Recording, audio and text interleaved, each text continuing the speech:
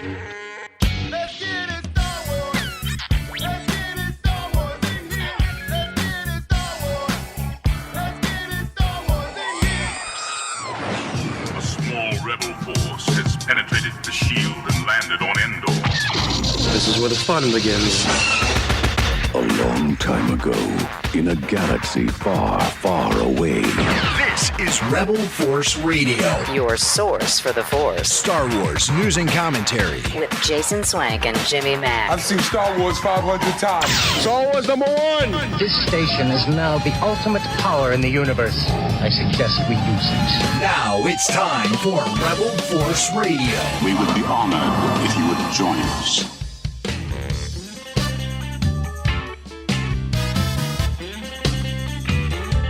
That's right, as C-3PO said, here we go again. Welcome back to Rebel Force Radio Live, the RFR After Show. Tonight, looking at Tales of the Jedi. No, not the Dark Horse comics. We're talking about Tales of the Jedi, the animated anthology series that just dropped this week on Disney+. If you remember, this thing leaked back in December of 2021. There was a Lucasfilm employee Christmas gift that had this Tales of the Jedi logo on it. It was fun to watch the tap dance that ensued afterwards as there were denials. And I don't know what that is. I don't know how that got on there. It was some sort of printer error. But then in April, about 18 months ago, the official announcement came. And then the first episode, actually 2 episodes, I think, were shown at Star Wars Celebration Anaheim. I missed him. I didn't get to see him, but I sure did see him this week. So I sat down, watched all 6 of the season 1 episodes of Tales of the Jedi. We're so glad you're here with us. Can't wait to hear from you. What did you think? I mean, what a shift in tone and storytelling technique from the Andor series. Not that we could really draw a lot of comparisons or that comparisons should be made. These are 2 very, very different things, but you can't help but compare. It's Star Wars. It's a streaming series. It's on Disney+, and they, really dropped the same day. So I'm sure that there will be many of you that have some comparisons you might like to draw, and but we'll definitely be thinking about guys like Dave Filoni and what his role with this series was. And, is this his true medium? That's a question I have. Is this Dave Filoni's true medium? So lots of questions and lots to discuss as we delve into the history of Ahsoka Tano and the evil Count Dooku. And here to help me with that and so much more is, of course, my good friend and yours from Chicago, Jimmy Mack. Hey, Jason. Hey, Star Wars fans. Happy to be back for a second time this week talking about fresh wars. And we're going back to the prequel era and even a prequel to the prequel era at times with Tales of the Jedi. And I really was happy to go back to that era. And especially in seeing the richness of all the animation and the high quality of the voice acting. I think this all came together to make a really great trip back into the type of animation and storytelling that made the Clone Wars such a classic. I think we got that in Tales, but in very condensed, snack-sized bites. The stories were pretty straightforward, and it was basically, a lot of this was just based on a very simple premise, and then everything built around it was just epic in nature as far as the quality of the animation, the new animation. Yeah, new character models. Yeah, some and new ones for sure. Some of the older character models too. So this did have I think we saw mullet on Obi-Wan, if I wasn't mistaken. Dude, that was an all new Obi-Wan Kenobi. And what was really interesting was he was sitting with the Yoda from, it seemed like Clone Wars season 1 Yoda was sitting behind this fresh-faced Obi-Wan. Well, he wasn't so fresh-faced. He had a beard and everything, but he did have the mullet, which is odd because throughout the Clone Wars series, Obi-Wan always had shorter hair. That's right. Now he had in Attack of the Clones, he had the mullet. Right. But once the Clone Wars started, he had the shorter hair that we see him with in Revenge of the Sith. And I always thought that was him getting closer to the Alec Guinness character. But then the Kenobi miniseries happened, and here he's back with the mullet again. Yeah. So I think he's one of those guys that, like you, Jim, you do the winter grow out sometimes, where you just kind of let it grow for a season and then you shore it up. Maybe it's just it's just a cycle. We're not actually seeing anything indicative of an era. It's like a seasonal thing with Obi-Wan. Maybe it is. That's a good way of looking at it, Swank. But he definitely didn't have that wooden look of his original character model in season 1 of Clone Wars. And the episode you're talking about in particular was episode 5, when Ahsoka was training with the lightsabers. Episode 5 of Tales of the Jedi, I should say. Got to be specific with all these episodes flying around in Star Wars. Lots of titles. Lots of Say titles. episode 5, people think you're talking about Empire Strikes Back. I'm talking about Tales of the Jedi. And in that episode, Kenobi was sitting there, and he had the long hair and a much softer, smoother look to his facial features. Yeah, even, looking at the Dooku model, now I know he's younger, but, the Dooku model was so severe. The nose, everything, very angular. Even after they started to incorporate things, Jim, like flowing hair in the later years and all of that, that Dooku model still maintained that marionette wooden look. But in his younger guys, they did soften it up quite a bit. Yes, yeah, and that's the trend with these animation models that they're doing there in this Clone Wars era style. They were softening it up along the way as the Clone Wars episodes were rolling out all the way through season 7. And so I think this is just a step further in that direction. It makes it a little more realistic. They couldn't take your however, criticism of, faster, more intense. Where's the hair flowing?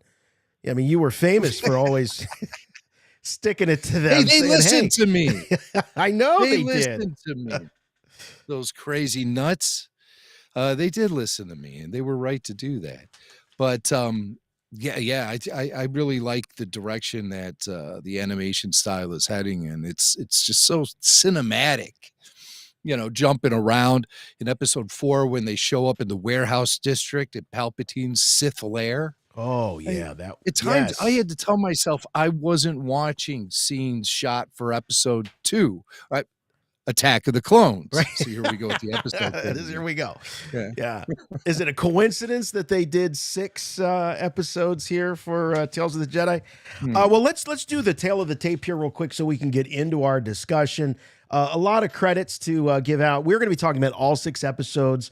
We'll probably be going in order, out of order. It's a free-form discussion, but it's probably easier if we just kind of chunk these out episode by episode. But the whole gang here, we're talking about Tales of the Jedi. There's 6 episodes here in season 1. I think, Jim, we were talking a little bit before we started the broadcast, feeling like there's probably going to be a season 2. I think this is something relatively, I hate to use the word easy, but I don't think this comes at a high price for them to put out there, especially in these little, little bites, as you called them. Yeah, as you said before the show started, hey, they can fart these out as often as they want to. Right. But I mean, that's the truth, because Eopie fart. They can Eopie fart them out. But that is kind of the brilliance of it, is the simplicity of it. Yes. The simplicity of the premises and the storytelling, surrounded by the richness of the animation and directing and voice acting, and just the way everything's blocked out. The saber duels were outstanding. Oh, fantastic. Especially the Yaddle and Dooku duel. Again, you had to, pinch yourself to make sure you weren't watching Attack of the Clones. Very reminiscent, obviously, of the Yoda and Dooku duel. It's good to see how he, was able to train for that eventual duel with, someone of the size of a Yaddle Yoda. Right. He had experience by the time Yoda walked in and dropped his cane. Hey, did you notice Yaddle? She doesn't speak like Yoda. She doesn't speak in that inverted way, you know, where Right. the sentences are turned inside out. So it's true that She Yoda doesn't- is just a drunk. Yeah, or he's trolling people, you know, Or true. just to see if they're paying attention. Right. Yeah. Exposed. Yeah, okay, so Tale of the Tape, 6 episodes in season 1. It all dropped October 26th, 2022, day and date with episode 8 of the Andor series. Created by Dave Filoni. The writers on this were Dave Filoni, of course, Charles Murray and Elon Murray. And directed by, the episodes were variously directed by Charles Murray, Nathaniel Villanueva, Saul Ruiz, and you got Carrie Beck and Dave Filoni and Athena Yvette Portillo in there as executive producers. Jim, I didn't go to the panel for Tales of the Jedi. I don't think you made it either in Anaheim. No. What do we know, if anything, of what Dave's involvement really was with this series? I don't know if there's been a lot made of it. Do you recall? I'm guessing, you know, story pitching, things like that. I picture him in that George role, you know, when they were pitching stories for different seasons of the Clone Wars throughout the years. But that was then Dave in that chair. Well, what had happened, from what I understand, is that Filoni's in these airplanes all the time, right? And he was traveling a lot for The Mandalorian. And while on these flights, he was scribbling down short stories. And so he gathered together a collection of those and then pitched it to Lucasfilm. And I believe it was Carrie Beck herself who she's involved in some sort of like development or something with Lucasfilm. Okay. And of course she goes back to Clone Wars. Oh yeah. And all the names you listed, they're all Clone Wars veterans. But I believe she gave him the green light to turn those stories into a series, you know, those shorts, reviving the same animated technology used for Clone Wars. And it's good because it keeps Filoni's foot in the animation game. Yeah. Which is, it's like when, you know, Jerry Seinfeld goes back to stand-up comedy, you know? Right. It's like, yeah, he's still got his it. Roots. He's still his got roots. Yeah. Yeah. And So, yeah, because there's I'm sure that there is a certain freedom in writing for animation versus live action. Live action, you know, obviously these wizards have lifted a lot of the constraints that you might have, but still they're human beings and they're on a sound stage, they're in front of the volume or whatever. But I hope that Dave finds doing this kind of thing rewarding, because I want to see more of it. I don't want Dave to turn his back on it, because it is, I think in some ways, you know, his true medium. I really do. I think this is where he excels.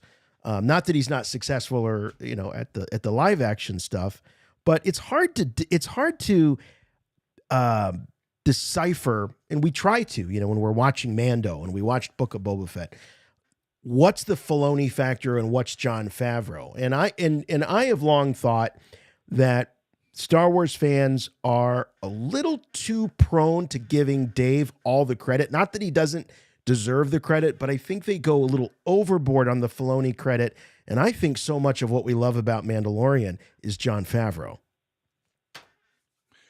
Well, I think John brings the sensible edge as far as being a fantasy filmmaker.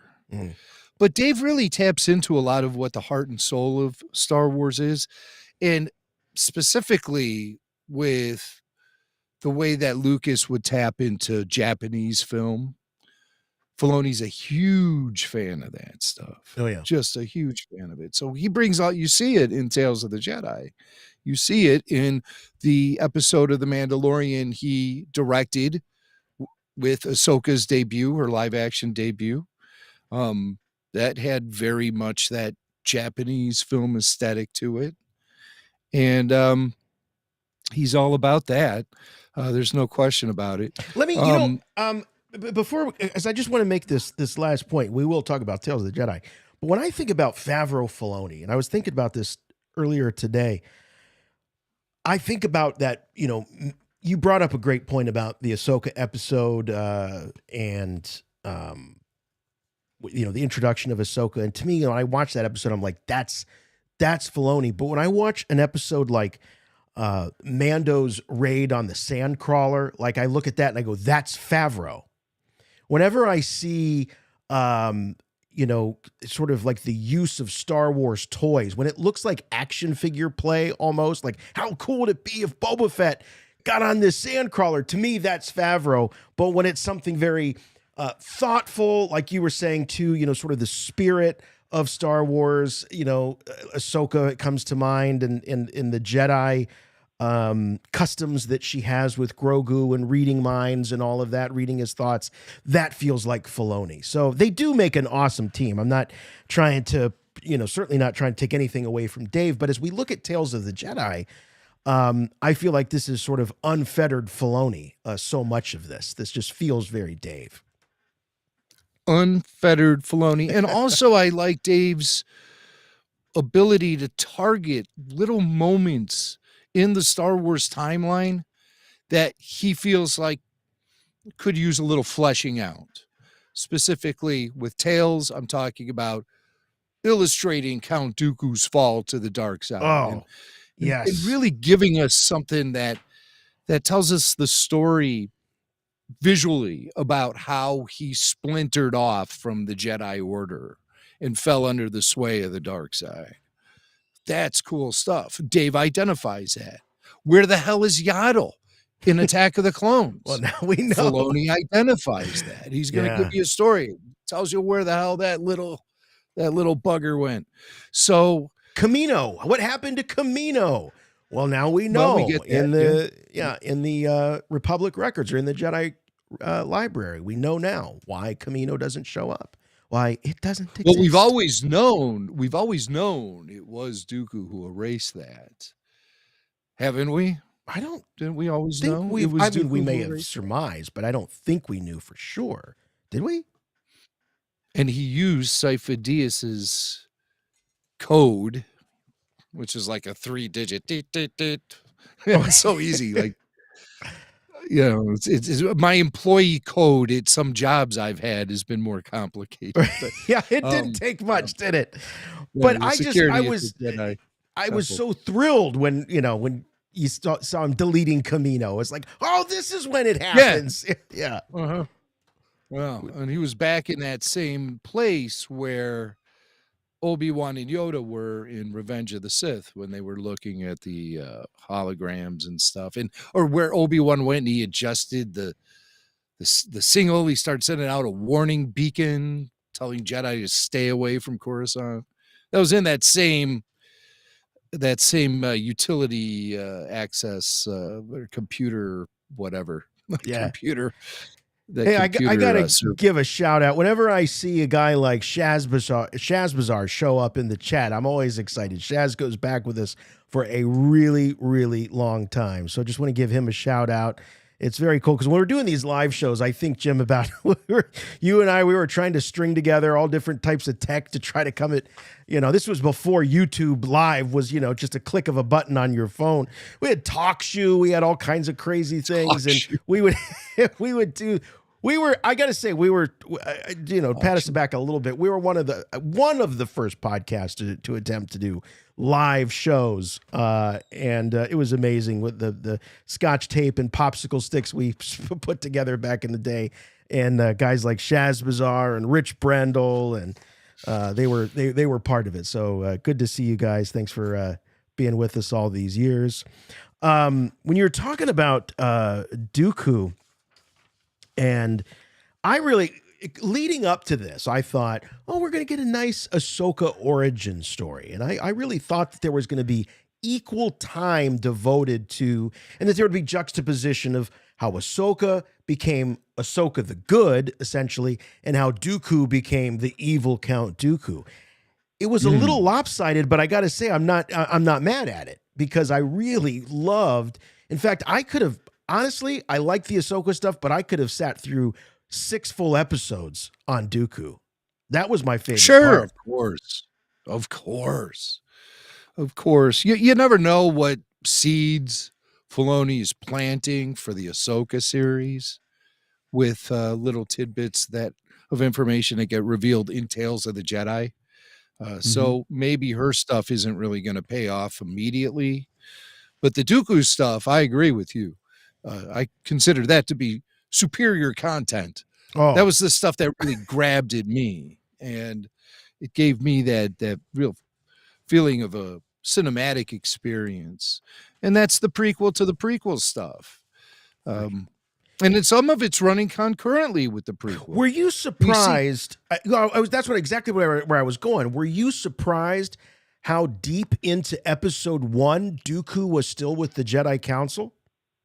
Yeah. I was. I just never thought of him mourning the loss of Qui-Gon as a Jedi. I just never really thought about that. But we not only did I think about it, I got to see it, which was very, very cool. I was so surprised at how far into the events of episode 1 he was still there as a Jedi. And Dooku, there's a lot of information revealed about him. He was born on Coruscant, he says. And he was just hanging out in the hallway while Qui-Gon Jinn was in telling the Jedi Council he had an encounter with what he believed to be a Sith Lord. Mm-hmm. That's the first time in 2,000 years anyone's seen one. So I thought it was interesting that there was like buzz in the hallway. Yeah, right. Big news broke.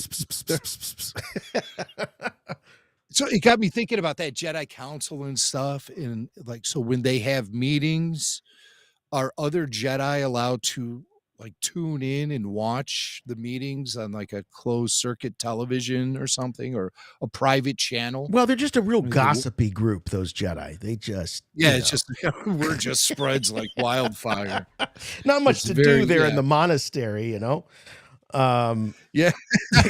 So news travels fast, but then Dooku's just hanging out in the hallway, and here comes Qui-Gon Jinn comes rolling up on him, and they start talking, and he repeats some of the things he says. He was strong in the Jedi arts. right. Things like that. But I think it's so interesting that Dooku, despite being born and raised on Coruscant, and it looked like he was living at the Jedi Temple, Right.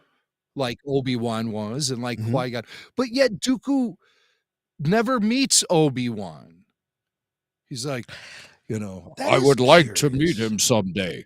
Oh, well, yeah, sure. He's right down the hallway. I could just go get him, Yeah, how hard is that? Well, now is not really the most convenient of times. I will meet him some other time, I'm sure. So they don't ever even meet until Camino. Right. That's But he's crazy got to think Ben about. he's got Ben up on the Euro spit spinning around, and that's the first time they meet. Yeah. But yet they're both in the same building. Boy, I sure would. We're like ships in a night, you Yeah. know. Yeah, it's like Pee Wee Herman and his bike in Pee Wee's Big Adventure. They just always, or Grievous and Anakin, throughout the Clone Wars, Right. they never meet each other. Or Kenny Dantley in the Corvette in Mark Hamill's Corvette Summer, also starring Annie Potts, That's 1978. a deep cut. It's a deep cut. That is a deep cut. There is something that and maybe some of our callers and those in the chat might have some theories and thoughts about. Here's where I am having a little bit of a problem with Dooku's origin, and I mean maybe the solution is right there in the problem itself, but it is that I'm finding it harder and harder to root for the Senate, root for the Republic, root for the Jedi, because Dooku is not really wrong. Right. And so I'm challenged by that. And I do like that there is some moral ambiguity here. I think that it's smart writing. George did say that that the prequels were going to be about there was going to be shades of gray in them. There was going to be a shroud of politics that's going to sort of color our perception and all of that. But at the heart of it, it was, as much as I loved Yaddle, Dooku's logic was right. He was right to take down the senator. He was right to leave essentially the Jedi Order, which it was pointed out to him are lapdogs for a corrupt government, and not a totalitarian, heavy-fisted government like we see with the Empire, but a fat, bloated, corrupt, crony-filled government like the old Republic. And so I on the one hand, I love the complexity of it, but on the other hand, it's making me as a fan really, it's challenging me because I don't now want to root for the good guys that I was always rooting for. And it also makes me think that Dooku has perhaps a limited view of Palpatine. He doesn't seem evil enough to me. So I'm struggling a little bit with some of this. And when I say he, I mean Dooku. Well, Palp's always put in kind of a warm thing for Dooku, at the end of Attack of the Clones, when he shows up there in the warehouse district and Palpatine greets him and he's like, "Welcome home, Lord Tyrannus. Tea is on, cookies are waiting." He seemed a little warm and fuzzy to me. And he's playing on Dooku's emotions and stuff, but I don't think it's any secret that the Senate and the Jedi Council were flawed. The Council was flawed and the Senate was corrupt. And I think that's always been a theme running through Star Wars, going all the way back to Episode 1. That's what made it so easy for Palpatine to fit in his agenda and eventually become the Emperor, is because it was just, it was so easy to mold the clay. It was Palpatine is, yes, that's really good. The way you say that is that he was manipulating the goodness in some ways of a Dooku. Dooku, what does he say? He's a political idealist. Isn't that what they call him? Well, that's sure how he comes across in Tales of the Jedi. Not a murderer. How could he be a murderer? Mm-hmm. Well, we see he's a murderer. He murders Yaddle. And that's what Mace Windu says. Yes, right. That's what Mace Windu says. And he had to tell Dooku to stand down at that one point when Dooku pulled out his saber when confronting those guys from Raxus Prime who killed the Jedi. So the idea of Dooku slipping, that's on display in Episode 2, Justice, Episode 3, Choices. In Episode 2, the Senator is oppressive. Even the Senator's son agrees with the resistance against him, and so does Dooku. And Dooku wants to learn a little bit more of this, but the Senator shows up with a small army, and Dooku has to... he stands in between. But he taps into the dark side, which is concerning. He throws Qui-Gon back. Throws Qui-Gon. Yeah. So he fully falls for the lure of the dark side at that point. We see it.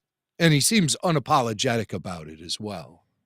Oh, yeah. It seems like a second language to him. There's no conflict. He just goes right into it. It's like you don't even see a moment where he makes a choice. It's part of his nature. So is he already under the sway of the Sith at that time? Or is he just naturally, falling toward the dark side? And that's what made it easy for Palpatine to lure him in. Yeah, I think so. I think that he has a real profound sense of justice in the way that the universe should operate, the galaxy should operate. And in his mind, I mean, yes, is he tapping into the dark side? Yes, but I don't know that he's doing it knowingly. That's what I came out of this thinking. And then you got Palpatine, who's there, and maybe I'm sure that some of those outbursts come with a sense of guilt afterwards. And here you got Palpatine that's probably soothing those wounds and telling him, hey, you know what? This is the way it's supposed to be. The Jedi and their dogmatic view of things. It's they're not equipped in this complicated universe of corruption. And that's the thing, when we look at Andor, Palpatine is seen as this antidote to chaos, that he brings order and all of that. And so, and we were talking about whether that's really his goal or is he using that as a distraction. And I think he's finding willing accomplices. I don't know that he cares about order. I think, as we were saying last night, he cares about doing his Sithy deeds over his, cauldron. And he's able to create this distraction by manipulating the people that do care about order to solve or be the antidote to the chaos that he actually created. Palpatine is really the architect of all the chaos in the galaxy, or a lot of it. And so he pits these two sides against each other. So there's a lot of layers, to pull back on this stuff. But I don't see... everyone is so... Finish your thought, Swank. No. Go ahead. Everyone's so quick to say that Palpatine rules by fear, but he's a real manipulative guy too. And so there's more to it than just making people jumpy and afraid and nervous. He's also playing on some other base emotions at the same time. So he's very manipulative. The puppet master, Yeah. He's the ultimate puppet But master. I don't think there's anything political about the guy. I guess that's what I'm trying to say, right? It's just power. Right. He wants the highest ranking political position in the galaxy simply because it represents power and control. Right. And that's what he wants. But you're right, order really at the end of the day, anarchy is, he could care less what goes on. He could care less what the people have and don't have. There must be some sort of balance that has to be maintained, even for a guy like Palpatine. But that's what I think the Death Star is for. The Death Star, there's a problem on a planet. All of a sudden, the Death Star pulls into orbit, and everyone starts standing up straight and walking in a line and listening to orders. So that's his ultimate goal. And then, it gives him the freedom to connect with the dark side on all the cosmic levels he wants to. And I mean, really, Qui-Gon Jinn is the same way. He doesn't want to be all bound by these bureaucracies and laws and rules and governments and all that. He wants to get down and dirty with the spiritual side of the Force. But he feels like he's never allowed to because of the fact that the Jedi Temple is attached to the Senate chamber, and they work with each other, they work against each other, they work in spite of each other sometimes. And that's just the way the Jedi look at it. So the council needs to be there to sort all of that out. And is that the best use for their connection to the Force? The thing that really just pushed me over in my in being really challenged about whether or not to root for the Jedi. You mentioned rules, and there's a great line in this where Dooku basically says that Mace's devotion to rules is both inspiring and maddening. And I could see Qui-Gon feeling similarly to Obi-Wan a little bit, because Obi-Wan is very devoted to the rules. But the fact that Dooku solves the mystery of the death of Master Katri and proves that it was the senator's guards, essentially, that did it. He basically solves the crime, and Mace Windu is the one that gets the seat on the council. And it's a real heartbreaking moment where I feel total sympathy for Dooku. And Mace, who I got to tell you, I've never been a real fan of Mace Windu. I mean, going back to when I first saw the prequels, I just found him to be an arrogant, you know what, and especially the way he treated Anakin. And but he says, "Yeah, I'll put in a good word for you at the at the council." I mean, he's just running, with Dooku. He's riding his coattails. Dooku's the one that has the correct instincts. He sniffs out that there's corruption here, that there's more than meets the eye. He solves the whole case. And Mace is the one with the reward and has the gall to say to Dooku, "I'll put in a good word for you." What an ass. Ass Windu. That's what I call him. But, I mean, the Jedi, they're not supposed to have those sort of ambitions, But, I mean, it's only natural if you're going to be classifying them as master and apprentice, and, there's a council, and you want to aspire to be the best Jedi you can be, and they have all of these systems in place that sort of judge that.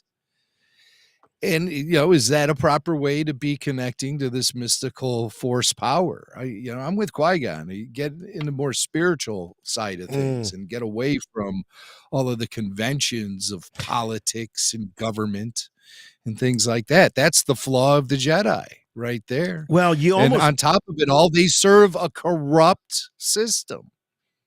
Yeah, it's Qui-Gon is really kind of represents the third way. He's something in between Mace Windu and Dooku. He's right there in the middle. He doesn't always play by the rules, but he also, but it's his adherence and his understanding of the living force that allows him to not get pulled down by the politics and all of that. And as we've talked about on RFR for many years, Qui-Gon really does represent the way of the Jedi. If there is one Jedi who was really the one who represents what the Jedi should stand for. I mean, the others followed suit. Obviously, Yoda and Obi-Wan caught up with him eventually, but it really was Qui-Gon that established the third way. Oh, there's a purity to his approach. In so much of a way, it made him appear to be sort of rebellious and outside the box. Obi-Wan says to him, "You'd be on the council if you just followed the damn rules." And Qui-Gon's like, "I'm not going to follow these guys' rules. This isn't the right approach. Right. There's a flaw in the system." And he can see but also keep in mind, it's not like Obi-Wan was all enamored with serving the government either. He chided Anakin in Revenge of the Sith, "Go have your time with the politicians." He was fighting him. So that's a little bit of Qui-Gon rubbing off on Obi-Wan for sure. Yeah. So it all sort of comes full circle in the end. But I mean, I like that approach of Qui-Gon's. There's a purity to his approach. He's my favorite Jedi. I'm changing my name to Qui-Gon Jim. I love it. Hey, you guys have been really awesome with the super chats. A lot have flown in so far. John Lowe says, "Working tonight, so I can't call. Amazing shows, chills, tears, cheers. Filoni is incredible. Love the Dooku stories." We're right there with you, John. We agree. And thank you very much for that. Turtle Wars says, "Any thoughts on whether the Jedi Council or anyone investigated the disappearance of Yaddle, or do you think she just ended up on the side of a blue milk carton for a few months?"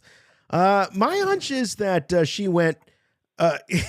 Jim's got the original blue milk carton with the "Where's Kitster" on it. I love it. And there's only like maybe 3 of those, 4 maybe at the most in existence, and one of them happens to be at Rancho Obi-Wan, proudly displayed. Yeah. I think Steve only pulls it out when you're there and puts it on. "Jimmy's coming. Put the blue milk carton on the shelf." That's not true. I'm kidding. That is not true. Do you remember the one time we were there? I mean, I don't mean to derail the conversation too quickly, but we were having a few glasses of wine because that's what you do when you're in Northern California, and especially Sonoma County.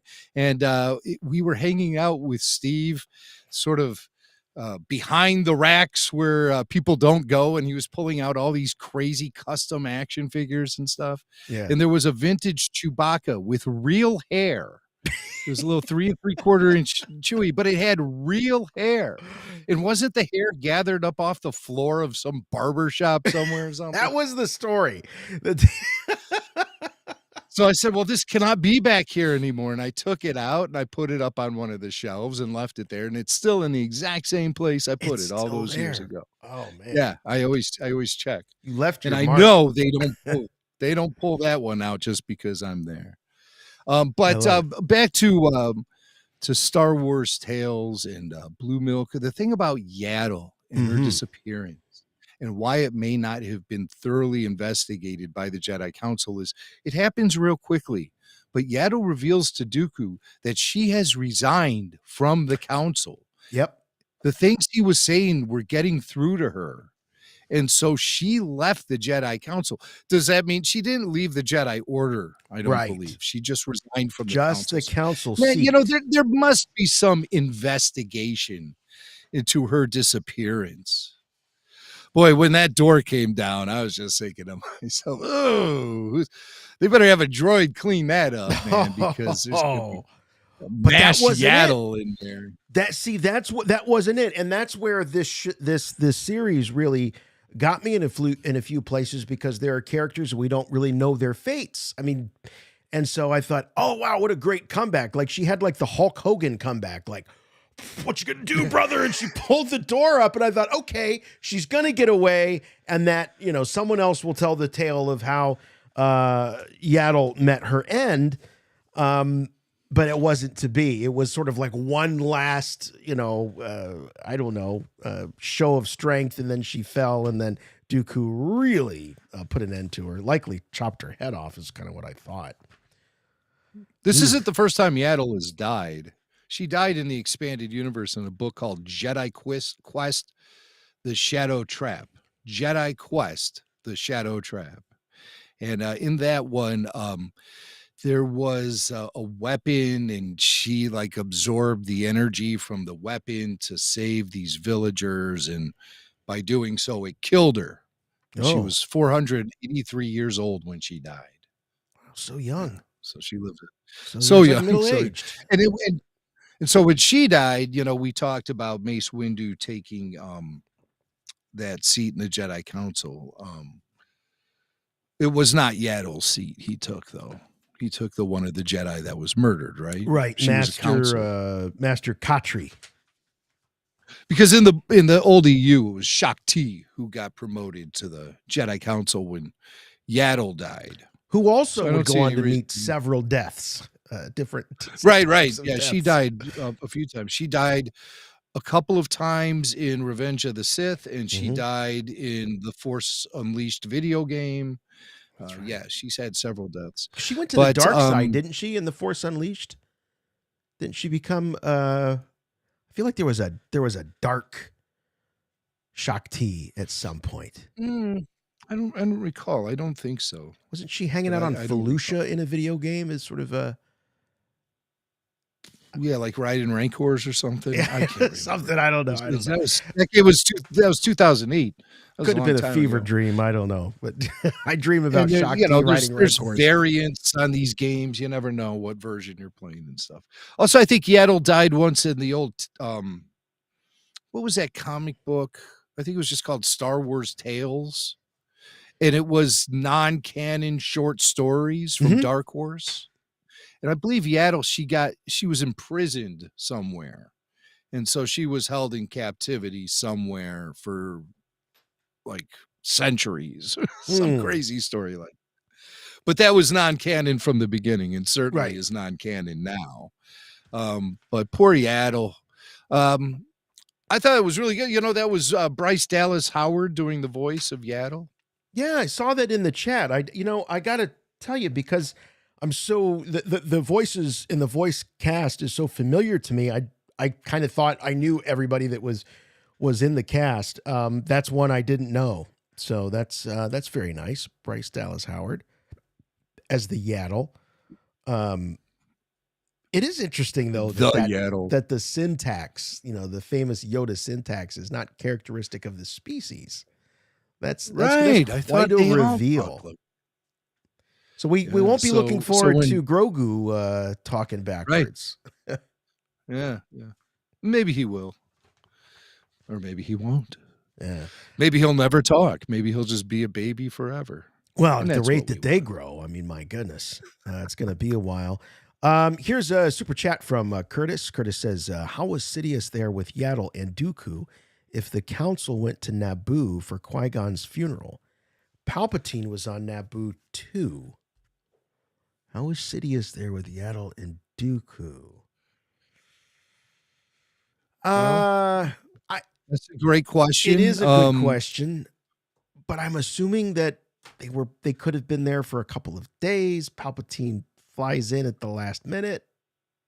I mean, we see Palpatine's arrival on Naboo. I didn't really put that together. That's a good point, Curtis. I mean, That's a great point. yeah. But you can just think, well, maybe Palpatine hasn't left yet.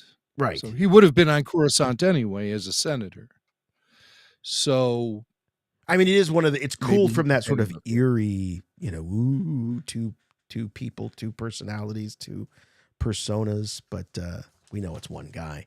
One guy. Very cool to have Ian McDiarmid in as Palpatine. I thought his voice work was great. It wasn't too over the top. It was very measured, and very much in line with what we hear from him with the "Welcome home, Lord Tyrannus." That whole bit you were talking about earlier. So I thought it was cool. I'll always have a real soft spot for every time I see that model for Ian Abercrombie. I just loved his take on Palpatine. If anybody else was to do Palpatine other than Ian McDiarmid, it would be that guy. May he rest in peace. R.I.P. Mr. Pitt. Oh man, I tell you what. Hey, by the way, this is a call-in show, so we've got the number up on the screen, 708-866-1737. I see we have a couple already in the queue. We're gonna continue to set the table a little bit more here for you, but please be patient. We'll get you on the air. 708-866-1737. If you're within the sound of our voices, super chat's still coming in. So we got our call screener here, Tyler Page. He's ready to take your call and find out what you want to chat about. Chet, my man. Thanks. 2 nights in a row, brother. It's good to see you. Yeah, good to be here, man. Ready Thanks for I asked him at the top before we started. I said, okay, you did watch it all tonight, right? Last night we were doing Andor, and he's like, he missed the last third of the episode. Did you watch the last third of the episode, by the way? I did right after this, Okay. right after the show last night. So Right. it all came together. Oh, I bet. What are these people talking about? All right, man. Well, keep Tyler busy. Give him a call, 708-866-1737. We'll check in with you in a little bit. Thanks, Tyler. Super chat from Noah. Noah says, Chut. Yaddle Dooku's fall. Ahsoka's training with the clones. Mullet, Obi-Wan, and great music. So many great treats from Dave this Halloween. Episode 5 gave me chills. Miss Tom Kane as Yoda. Yeah. No Yoda in this episode or in these episodes. And I gotta say, I'm kind of glad. I don't think I'm ready to hear someone else do Yoda unless it's Frank Oz. I want to hear Tom Kane. Yeah. I guess we have McDiarmid coming in to voice Palpatine, hopefully on a more regular basis. Mm-hmm. Should animation continue to include that character. But with Tom, if you can't have Tom, which we know you can't, then let's go for Frank Oz. Right. I'm sure Frank would be down with it. And why haven't they always had Frank and Ian in there in the first place? I don't know. But the more they can get the legitimate voices in there from the films, then I think the better, right. The better they're doing. Guys like you and McGregor, obviously. I don't know. I could see Hayden Christensen doing it, but voice acting is also I have a hard time with that. I'm such a Matt Lanter fanboy when it comes to animated Anakin. Of course. Yeah. Of course. Matt's a friend of the show. Right. I mean, the last thing I'd want to see is him to lose that gig, but why isn't Hayden Christensen doing it? Maybe Hayden just doesn't do voice acting. Maybe that's not his thing. You know, I think it's not Hayden's, a given that these guys are going to all be voice actors. It's not. That's a given. right. And if you take Hayden's voice and you remove the image from it, it's a very dry, flat delivery. It works because of his characterization, his face, all of that. But with voice acting, I think, Matt brings and I remember the first time I heard Matt's take on it, I thought, well, that's really different. He's so, to use a pun, he's so animated. His voice is, has ups and downs. It's not that sort of flat monotone thing. But you need that for animation. I think you need it for animation. And I don't know that Hayden, his version would translate. Another guy that comes to mind, Jim, and he's sadly not doing too well, but my thoughts always turn to him this time of year, and that's Tim Curry from the Rocky Horror Picture Show. And he voiced Palpatine for a brief time in the later days of the Clone Wars, and it just wasn't quite right. It just didn't. No. And he's a very talented actor, Tim Curry, of course. Mm-hmm. Just I didn't think they. He didn't nail it. No. Well, we haven't talked about episodes 5 and 6 yet. I just wanted to gloss over those real quickly if we could. We talked a little bit about a new Obi-Wan model being used in that episode 5. What was the name of that episode 5? Practice makes perfect. Oh, of course. Again. Right. So, it's just so those stun blasts, they just make you fall asleep for a while. I started to question how many of those stun blasts Ahsoka can take in one day. Yeah. Started to, fear for her health. Actually, I mean, that can't be healthy. I was thinking that's a hell of a hangover to have 4, 5, 6, 8, 10 times. Can you imagine? She could barely stand up after she was out cold for an hour. Right. Again. Right. But yeah, it was pretty interesting how it sort of led up to what would be the final episode of Clone Wars, and that last shot with Rex marching Ahsoka out to face the clones. At that point, Rex had his chip removed, so he was. But we never really heard them have a conversation before that moment. So no, we just assumed that. Yes, that he had come through the removal of the chip. Well, yeah. And when she's getting shot all the time with the stun blasts, so one of the clone troopers said, "Oh, Jesse really walloped you on that one," which she said, "I was out for an hour." Maybe it was Anakin who said that, but I was just like, "Oh, Jesse's there," because he was in a lot of episodes of the Clone Wars, the Umbara episodes, the episodes with the chip malfunction, and yes. It was the clone trooper Tup who shot the Jedi, but Jesse was there. He was the one with the tattoo on his face, so the Republic cog, and he was in the final. I remember us talking about, oh wow, such a Star Warsy name, Jesse.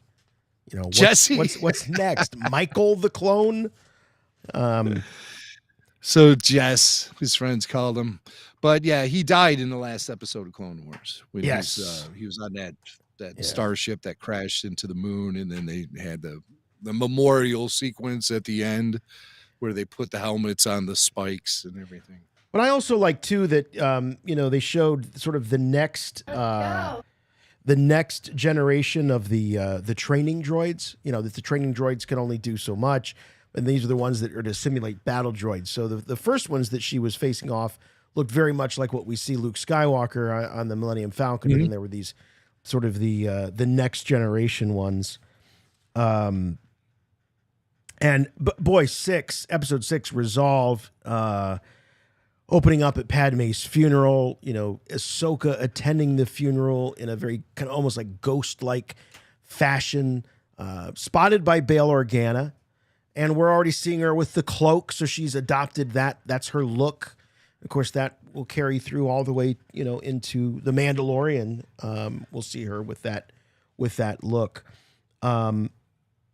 And they're able to get great emotion, and of course Ashley Eckstein with her vocal performance. But when Bale confronts her and says, why are you risking this? Why are you here? It's dangerous. And she just says, she was my friend.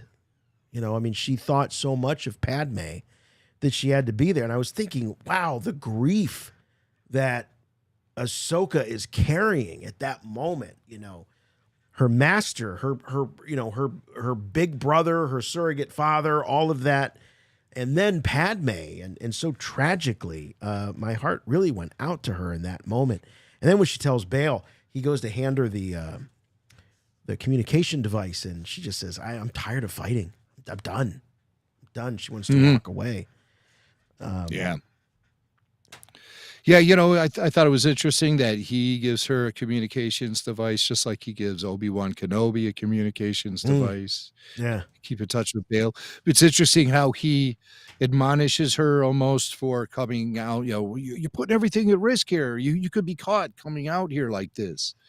But he puts Obi-Wan at great risk by visiting him on Tatooine once Leia gets kidnapped. So, everything kind of comes around full circle. Right. But when I thought it was. Go ahead, Jay. Yeah, I was just saying, when she goes into hiding, she goes by the name Ashla, which I thought was kind of nice, a little play on on Ashley Eckstein. Well, but actually, the name there's Ashla, prior art with Ashla, I believe, in Star Wars. Yeah, actually, the Ashla thing, that goes all the way back to George Lucas's second draft of the first film, Ashla. There were the two sides of the Force, the light side, Ashla, the dark side, Bogan. I think some of that, I think Bogan came back at some point in Star Wars Rebels. But Ashla was Filoni's original name for Ahsoka when she was a concept. When Dave pitched the idea, he pitched the idea of a crew to George Lucas for the Clone Wars. So this is before Lucas made it clear that the show was going to be about familiar Jedi like Anakin and Obi-Wan. So Filoni came up with the idea of this crew.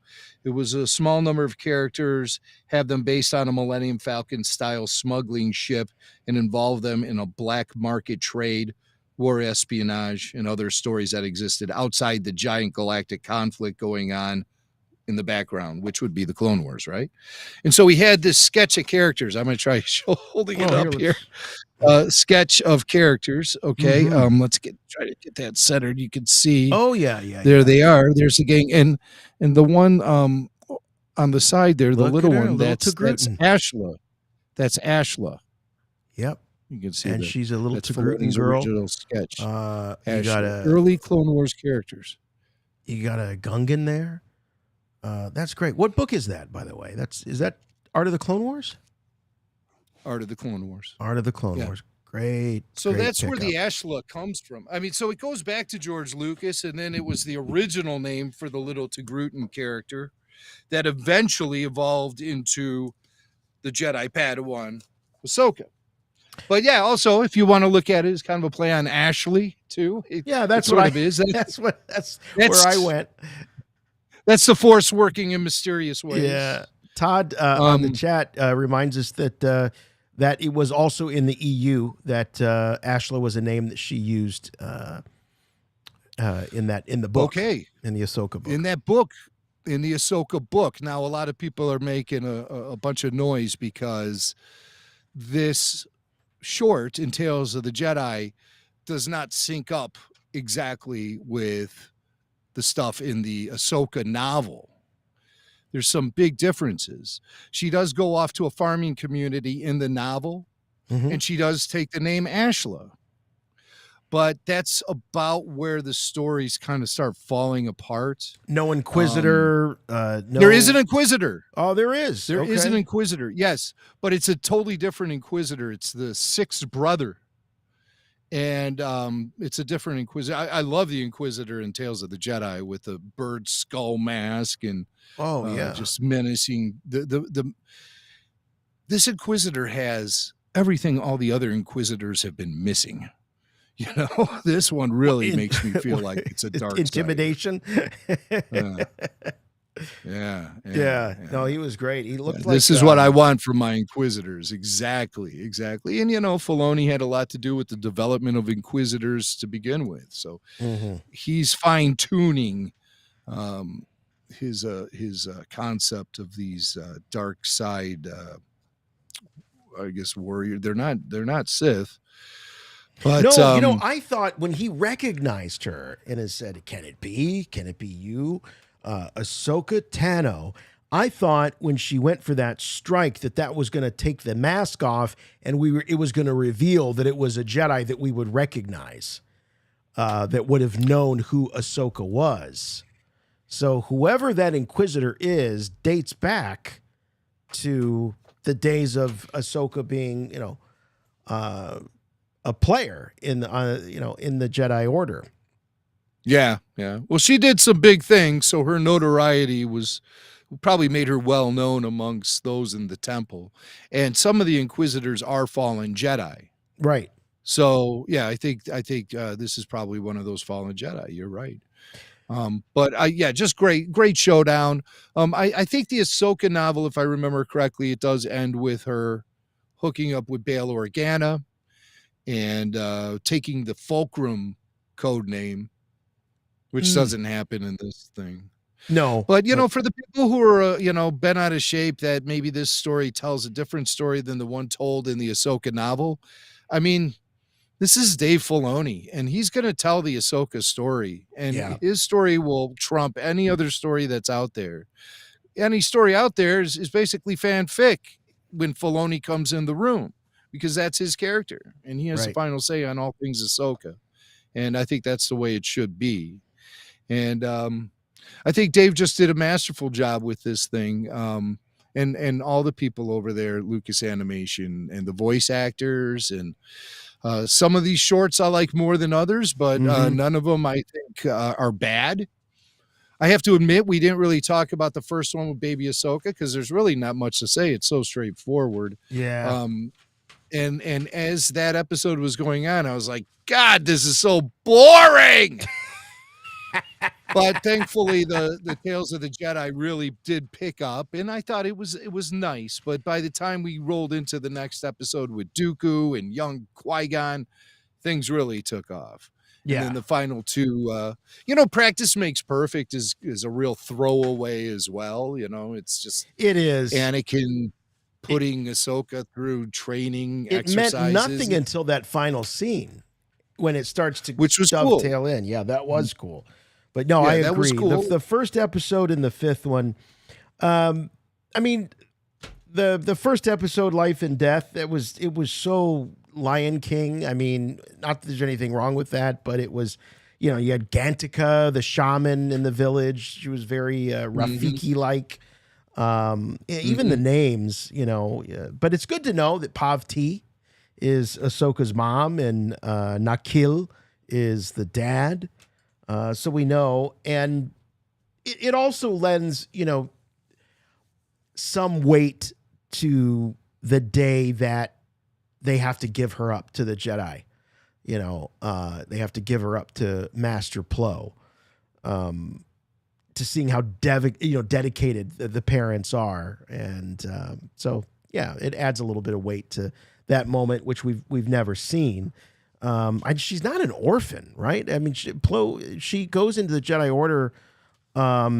We can assume that I don't think that there's a definitive version. I know there's some flashbacks in Clone Wars of Ahsoka and Master Plo, but I don't think it's like, her parents get killed and she's discovered, and I don't believe that's the case. I think we're to assume that that Gantica, tells them that she's a Jedi and that she has likely a larger role to play in the galaxy. I'm trying to recall what the definitive version is of Plo Koon finding Baby Ahsoka and bringing her to the Jedi Temple and making her part of the Jedi Order. What is the definitive story there? I couldn't just say it right now. I have No, I these couldn't images either. in my mind, Right. but I know Filoni's idea for this series was going to show how Plo brought Ahsoka to the Jedi Order. That was how the first episode was going to be that, but he decided to go with a different story about Ahsoka's first experience with her mom trying to instill the don't be afraid mantra, Right. Hence the life and death, and having Yeah. her watch the poor Kaibuck, which I felt really bad. The Kaibuck laying there. Yeah, I'm not dying. a big hunting guy. No, and no, I'm me an neither. animal lover.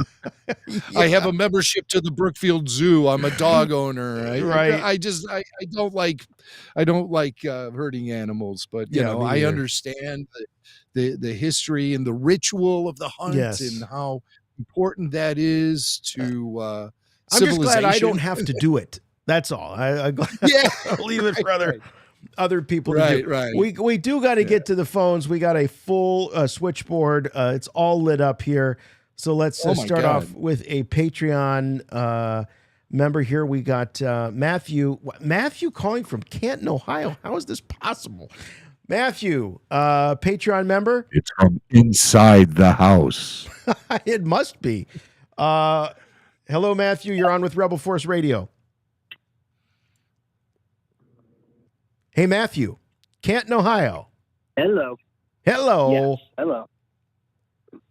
What are you, Chut, next Chut, how you door? doing? Chut, chut. How you doing? No, I'm just chilling right over here.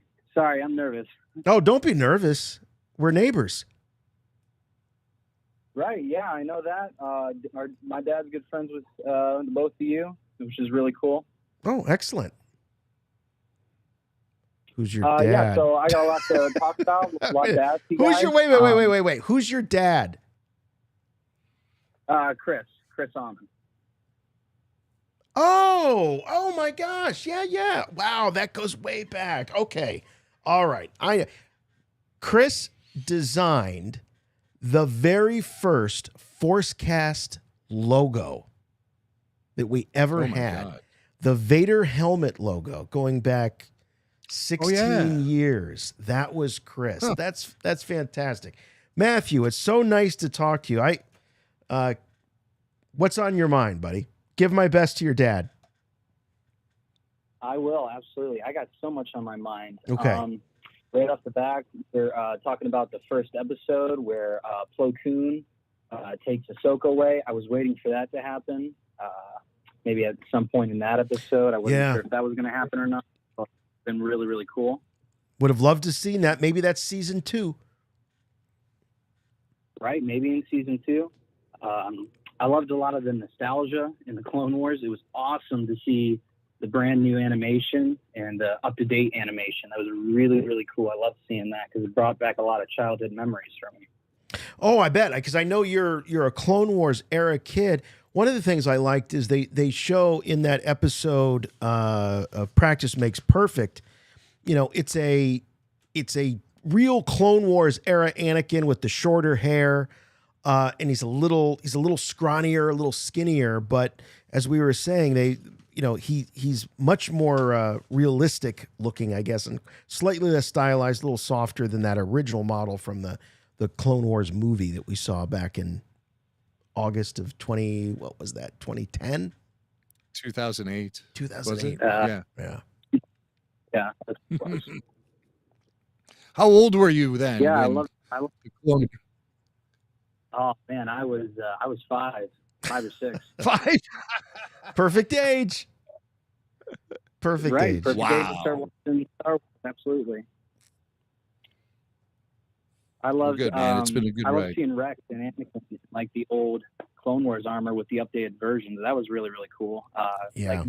Captain Rex and his Phase 1 clone armor. It was really cool because we had never really seen the updated version of that.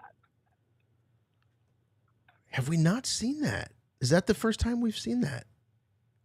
The updated Rex. Like a really Well, I mean- updated, better animation style Rex as well. Yeah, right. Yes. In the cleaner animation, yeah, no doubt. Yeah.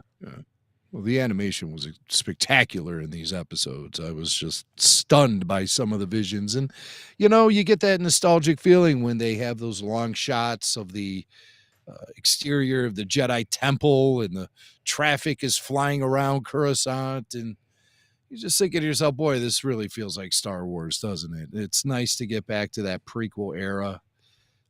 Really, as far as fans, that's the era we've spent the most time in. When you think about it, the original Star Wars, with those core characters, we had a solid good 8 years out of that, from 77 till about 85 tops. But really 83 was the end of that. And then with the prequel era rolled around, that started in 99. And we rode that wave all the way until Lucas sold the company in 2012. So that's 13 straight years of prequel era. And then sequel era obviously took center stage starting in 2015. And that lasted we got solid 4 years out of that. Yeah. 4 years out of that when everyone jumped off of the Titanic. And now we're firmly locked down into just where anything can hit us, from prequel era to original trilogy era to the dark times to post OT to sequel trilogy. I mean, we can just get Star Wars content thrown at us from any era. Yeah. And I prefer that. I really felt bad during the prequel era that it felt like a lot of the original trilogy stuff was completely abandoned. Sure, there were still some novels and some comic stories, but the focus was all about the prequels. And following the release of those films, the focus was still in the prequel era via Clone Wars animation.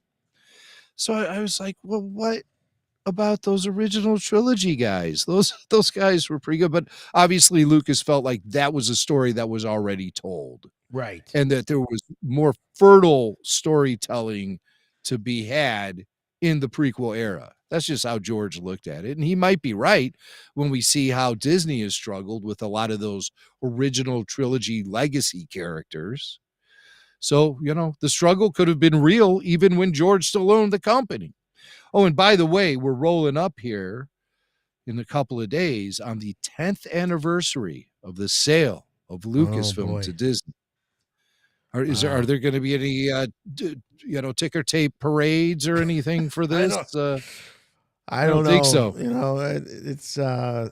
It hasn't all. I mean, look, there's been some great times and there's been some not so great times, but no ticker tape parades. Thanks, Matthew, for the call. And like I say, best to you and your dad. Really appreciate that you're a Patreon member.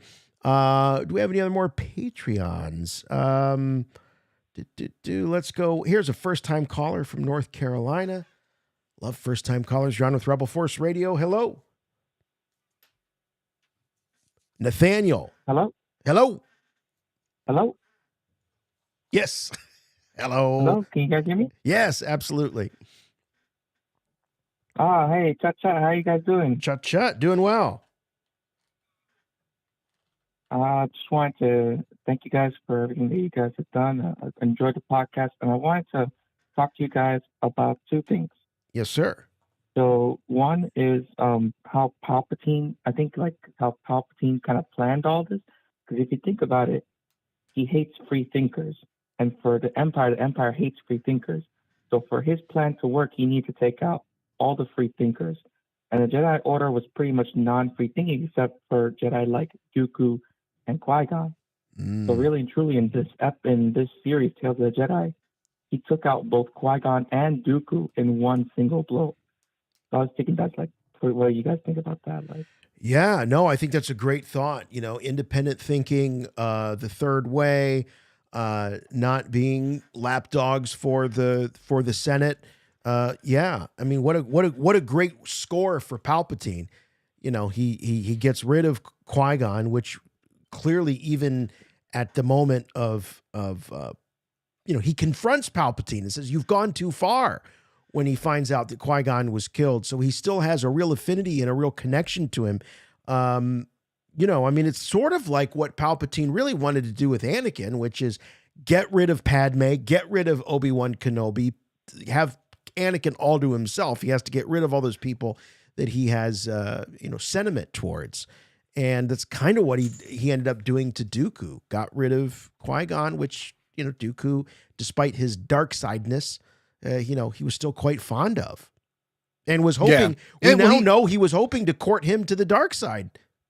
Yes. He saw a good potential dark sider in Qui-Gon Jinn. Was it because he felt like Qui-Gon could tap into the dark side with greater ease, or did he feel like maybe Qui-Gon was getting frustrated like he was with the system that was in place and stopped believing in both the Republic and the Jedi as organizations that can function effectively? Just go across the street to the dark side. Why not? Well, he does reveal to Obi-Wan when he has Obi-Wan in Geonosis, and he goes and talks to him while he's chained up with those lasers and spinning around. He says to him, yeah, why the spin? Is that really necessary to spin your captives around slowly? While they're, I was like, it's kind of disorienting, keep them. Right. It's like you're on a lazy Susan or something.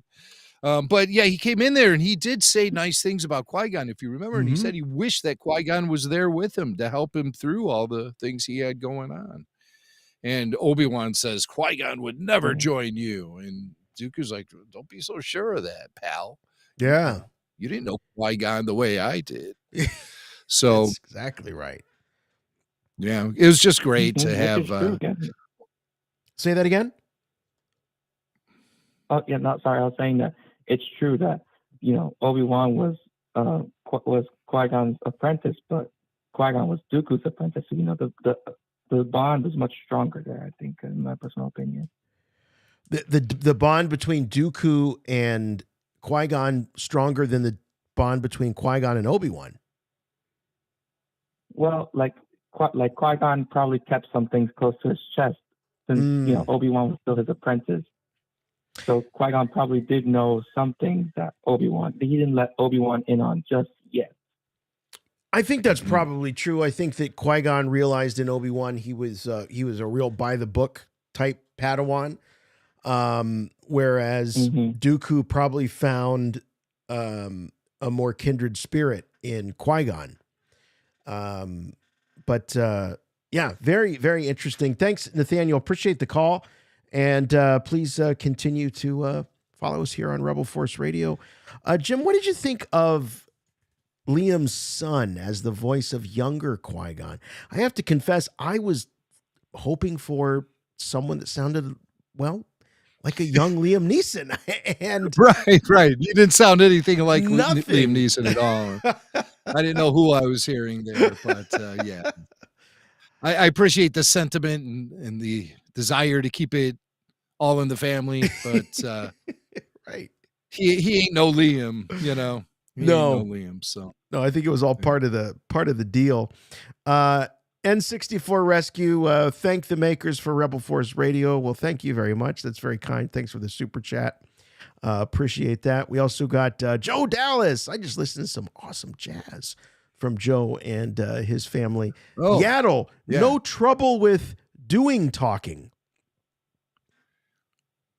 I think he means... No trouble with doing talking. Well, doing talking is something that Rose Tico said when she was stuttering the Finn in The Last Jedi. Wow. Doing talking. Well, Joe, that explains why I didn't get the reference. I'm not so good. Yeah, doing talking is just one of those lines of dialogue that make you want to punch your screen. But Yaddle, no trouble with doing talking. Well, like I said, she was not speaking in that inverted way that Yoda does, where he flip-flops the construction of the sentences. And so we're just wondering why. Maybe it's because Yoda grew up in a different time. He's 900 years and Yaddle's like 500 years. Yeah, so maybe Yoda just has sort of an old school approach to dictation. Old English. When you're that weird and small and green, you got big ears like that, you want to do something that kind of makes you seem a little distinguished. And I guess that's what Yoda was going for, was just, making sure that people were listening closely. It's like when Van Halen would put the thing in their concert writer for backstage, it would say, no, they wanted a bowl of M&Ms, no brown ones. That was in the contract. Right. And they only put it there just to make sure that the promoters read the fine print in the contract writer. Well, maybe that's why Yoda speaks the way he does, just to make sure you're really paying attention. I like that theory. Josh says, do you guys want to see a companion series, Tales of the Sith, that tells unseen stories of the Sith? We could have the story of Palpatine becoming Sidious, him killing Darth Plagueis. Yeah, bring it on, man. I'm all for it. I think that would be great. Yeah. Very cool idea. Yeah. Call Disney Plus. Let them know. That's Tales a good of the idea. That's a Jedi great and idea. Stories of the Sith. I'm all for it. Yeah.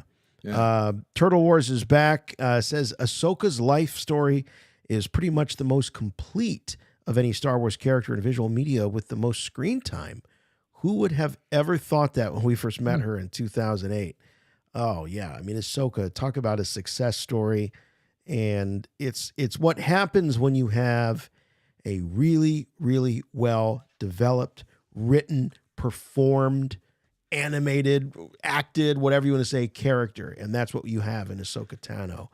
And, it goes to show it doesn't matter, boy, girl, whatever. You have a great character, fans are going to respond. If you have a crappy character, again, it doesn't matter, boy, girl, whatever, fans are going to respond in kind. And in Ahsoka, you have a great character, though it didn't happen overnight. And that's the thing that is so important about the Clone Wars and Dave Filoni being so steadfast in believing in that character, casting Ashley going out and hitting the convention floor, I think very bravely, knowing that, it wasn't everyone's cup of tea. But once people started to get to know her, that had a lot to do with people embracing the character, is people getting to know Ashley. And the way she was able to merchandise it too, via her universe. Right. And people wearing that stuff at all the convention centers and fan events and everything. That really helped the groundswell of Ahsoka support and approval. But I would love to go back in time and via this podcast, we really could, if we wanted to take a close look and dive into some archaeology of Ahsoka. And maybe we could even pinpoint the moment in time when things changed and people really started to accept the character. And we can tell that this is not only a character that we're just trying to find a place in our hearts for, but this is a character that you can build a franchise around. That's why I was so frustrated with Lucasfilm when they canceled the Clone Wars when Disney purchased the company. Actually, it wasn't Luke. I should rephrase that, because it wasn't Lucasfilm that canceled the series. It was Disney, because the executives at Disney all had prequelitis. They didn't like the prequels. They didn't want to continue going down that path. They thought the solid gold would be in the original trilogy and milking that for everything that it's worth. So what's the first thing you see from the Disney company after they purchased Star Wars? The very first Star Wars production they had was Star Wars Rebels, set firmly in the area just prior to the original trilogy. None of this prequel era stuff. And they were steadfast about that for the longest time, until it took them several years to recognize, about 5 years, before they recognized they actually had valuable property in Ahsoka Tano and the Clone Wars. Yeah. Well, and some of that was just Ashley. Ashley was so, at least on the surface, seeming very undeterred by any of what was going on with the show and with Disney. She was still going out there and representing the character, representing the Clone Wars, representing herself and her company. And it was like she helped prove. I think she had a huge amount to do with the Clone Wars coming back and proving to Disney, because she's very friendly with the company and such a fan of Disney proper. I think she had a lot to do with the return of the Clone Wars and getting the confidence back in those characters. Well, the character was gone for 2 years, from 2013 to 2015. and then Ahsoka reappeared on Star Wars Rebels. And I think that the Disney company must have seen how excited the fan base was to have that character back. Mm-hmm. I mean, people lost their minds when Ahsoka came back. And she was a major element in season 2 of Rebels, which featured her having a showdown with Vader. I mean, there are just so many things connected to the character now that there are like many different directions you can follow her in. And they're going to in the live action Ahsoka show, which I'm beginning to believe more and more is going to have the world between worlds as an element within the show. As much as that frustrates me, because I don't like that time travel. I don't like the Force being a place you can go.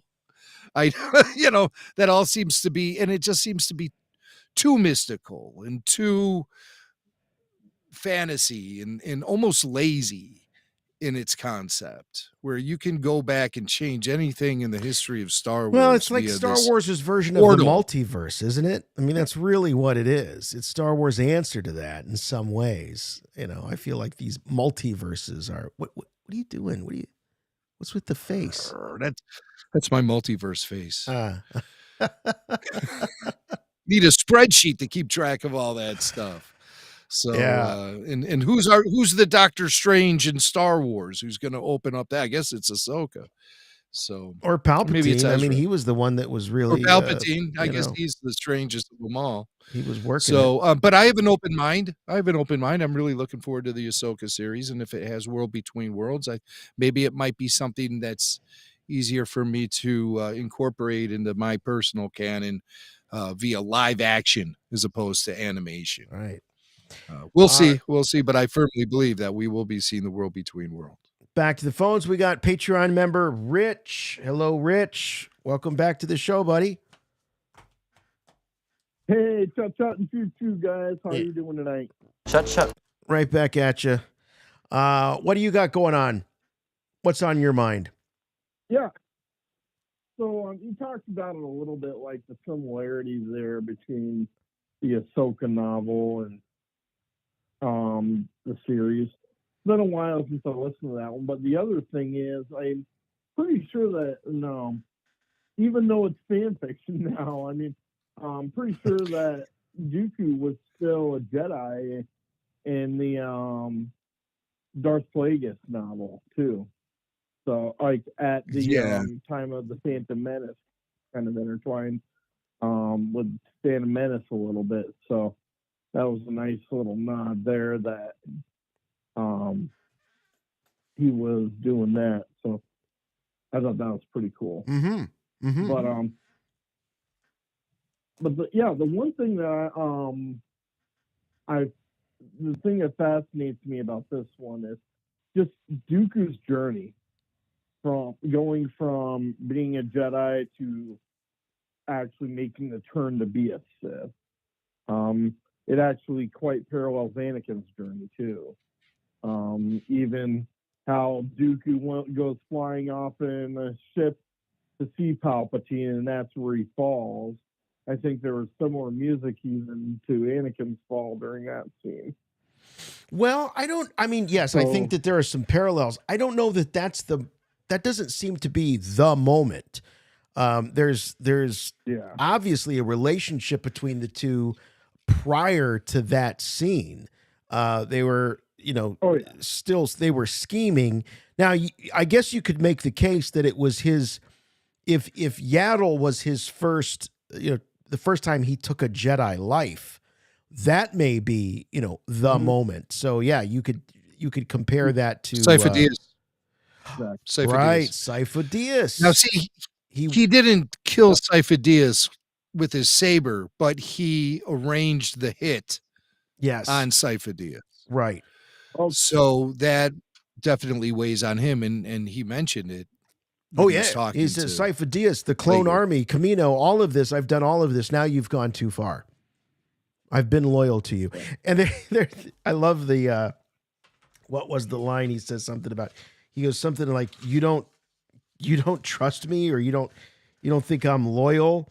And what does Palpatine say? Something like, never, or like he has He doesn't trust anybody ever. Yeah. So it doesn't matter. No matter what you've done, it's what have you done for me lately? That's really what it's about with Palpatine, and he knows that he's the Fox Mulder of Star Wars. Yeah, Trust no one. Trust no one. No one. Hey, Rich, thanks for calling, buddy. We will hopefully talk to you again soon. Maybe see you soon. We got Shaz jumping on the line. We haven't heard from Shaz in a long time. He goes back to, like we were saying earlier, to those very, very early live shows. How you doing, Shaz? Chuck programs. Hey, buddy, Star how are Wars you? has been good. It's good. Man, it's been a long time. It since has we been a talked. long time. But, and I've been watching all the Star Wars, and Uh-huh. it's been good. Uh-huh. It's been good.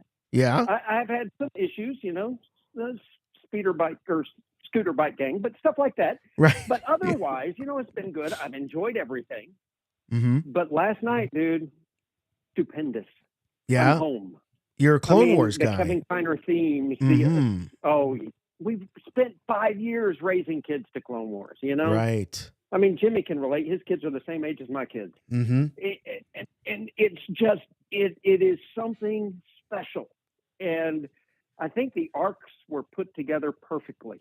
1, 5, and 6, and then 2, 3, 4, because they're thematic. Yeah, well, They're help me meant make to be sense looked of at that. all Help me make together. sense of that, because I thought the order seemed quite random. But you're finding sort of a chronology there. If you watch them all together, Mm-hmm.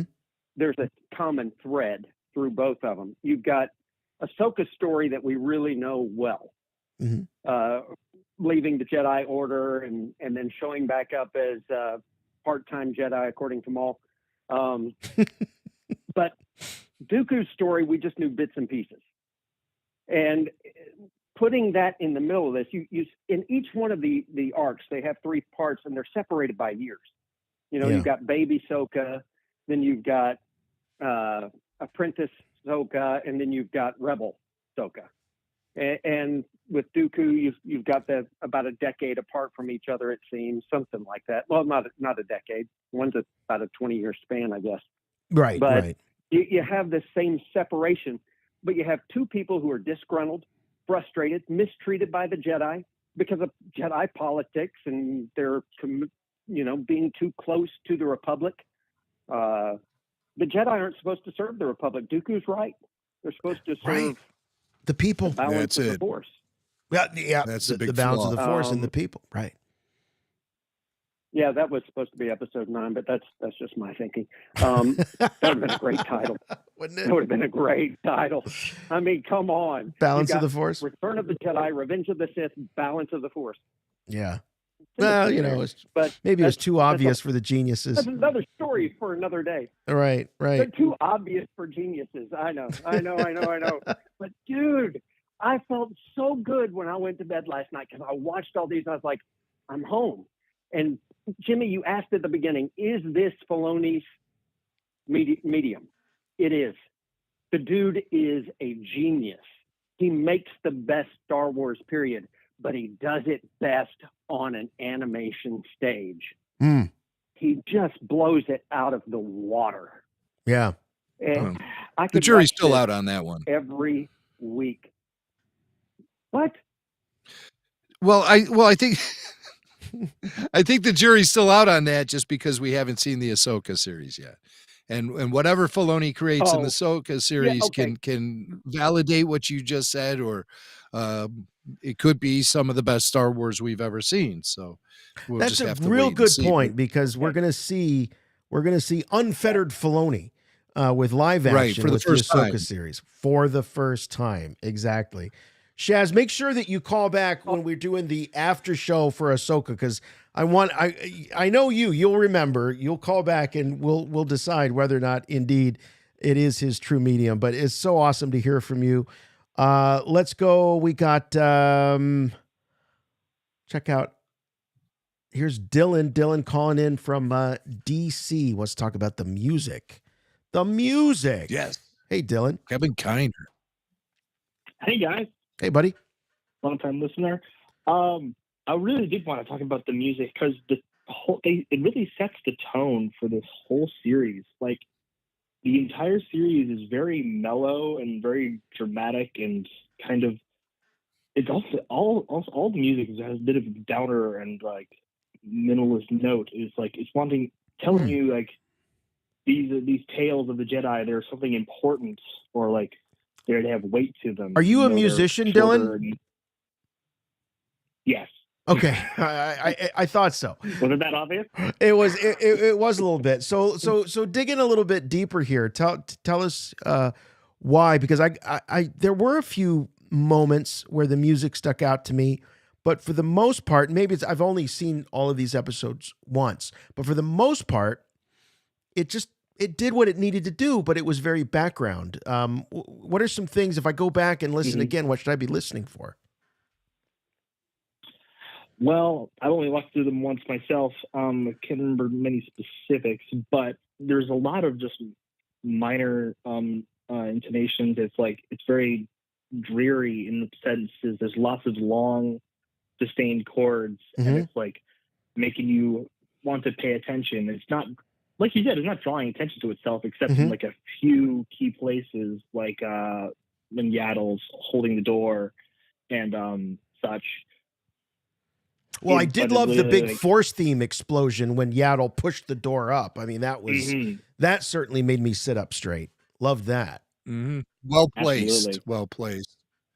I picked up some sounds in Kiner's compositions that also harkened back to some of the score from Attack of the Clones, specifically in the Count Dooku scenes where there were some of those more baritone horns in there, and which I find to be kind of prevalent in a lot of the Attack of the Clones sequences featuring him on Geonosis, specifically when he's addressing the Separatist Council and things like that. So I heard, I mean, similarities, not a complete knockoff, but just similarities in the compositions.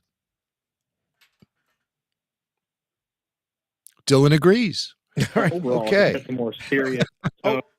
Oh, sorry, Dylan. All right. I think he's breaking up. Yeah, he was a little bit. Dylan, give us a call back again at some point on another after show, and let's talk about music, because it's one of those things we don't really.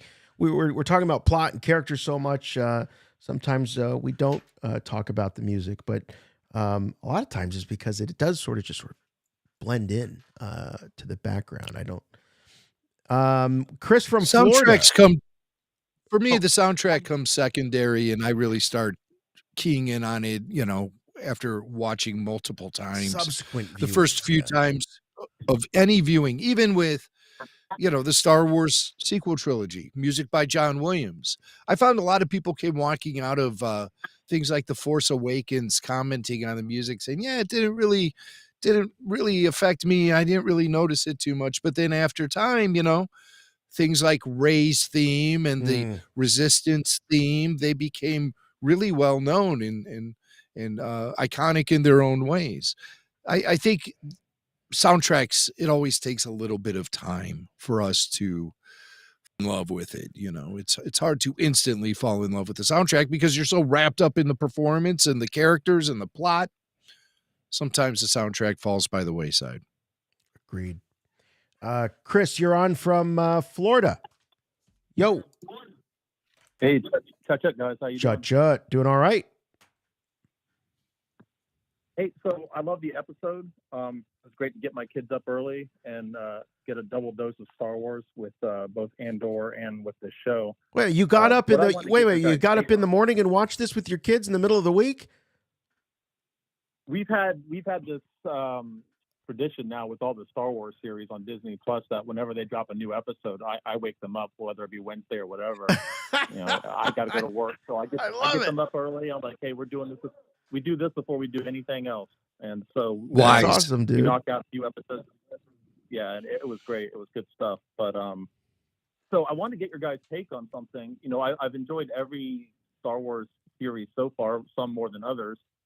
And there's been a lot of talk about how, there's different tones with each one of these series, and that Star Wars, it's okay. Star Wars can have different tones, and there can be a Star Wars for every different person. But it wasn't that, apparent to me until yesterday, watching this series contrasted with Andor, just how night and day different it is.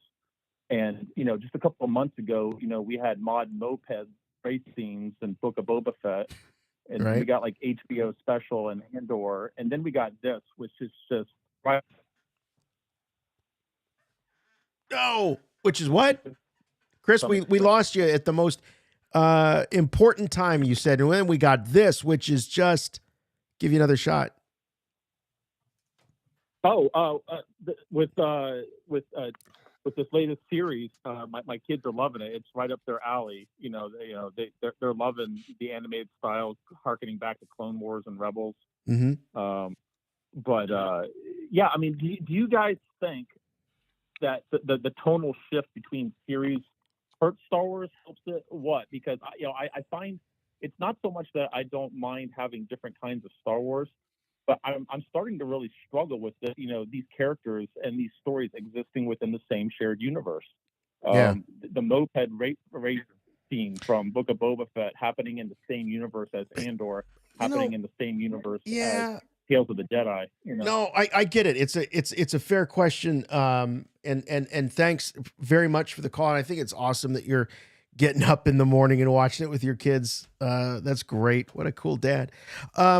Here's the thing about the mods and the mopeds and everything. And I suppose that if that was, the only Star Wars that I was going to get for a year or two, it might bother me more. But Star Wars is coming at us so fast and so furiously that I don't even look. When I think back on Book of Boba Fett, I don't even think about the mods and the mopeds. Like, that's how much it bothered me. I don't even think about it. When I think back about it, I think about the cool stuff. I think about the Chrysanthemum fight, in the Bacta tank.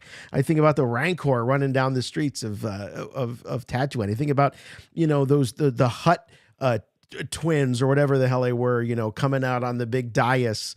I think about the cool stuff. The stuff that annoys me for the most part, even in Book of Boba Fett, just kind of falls away.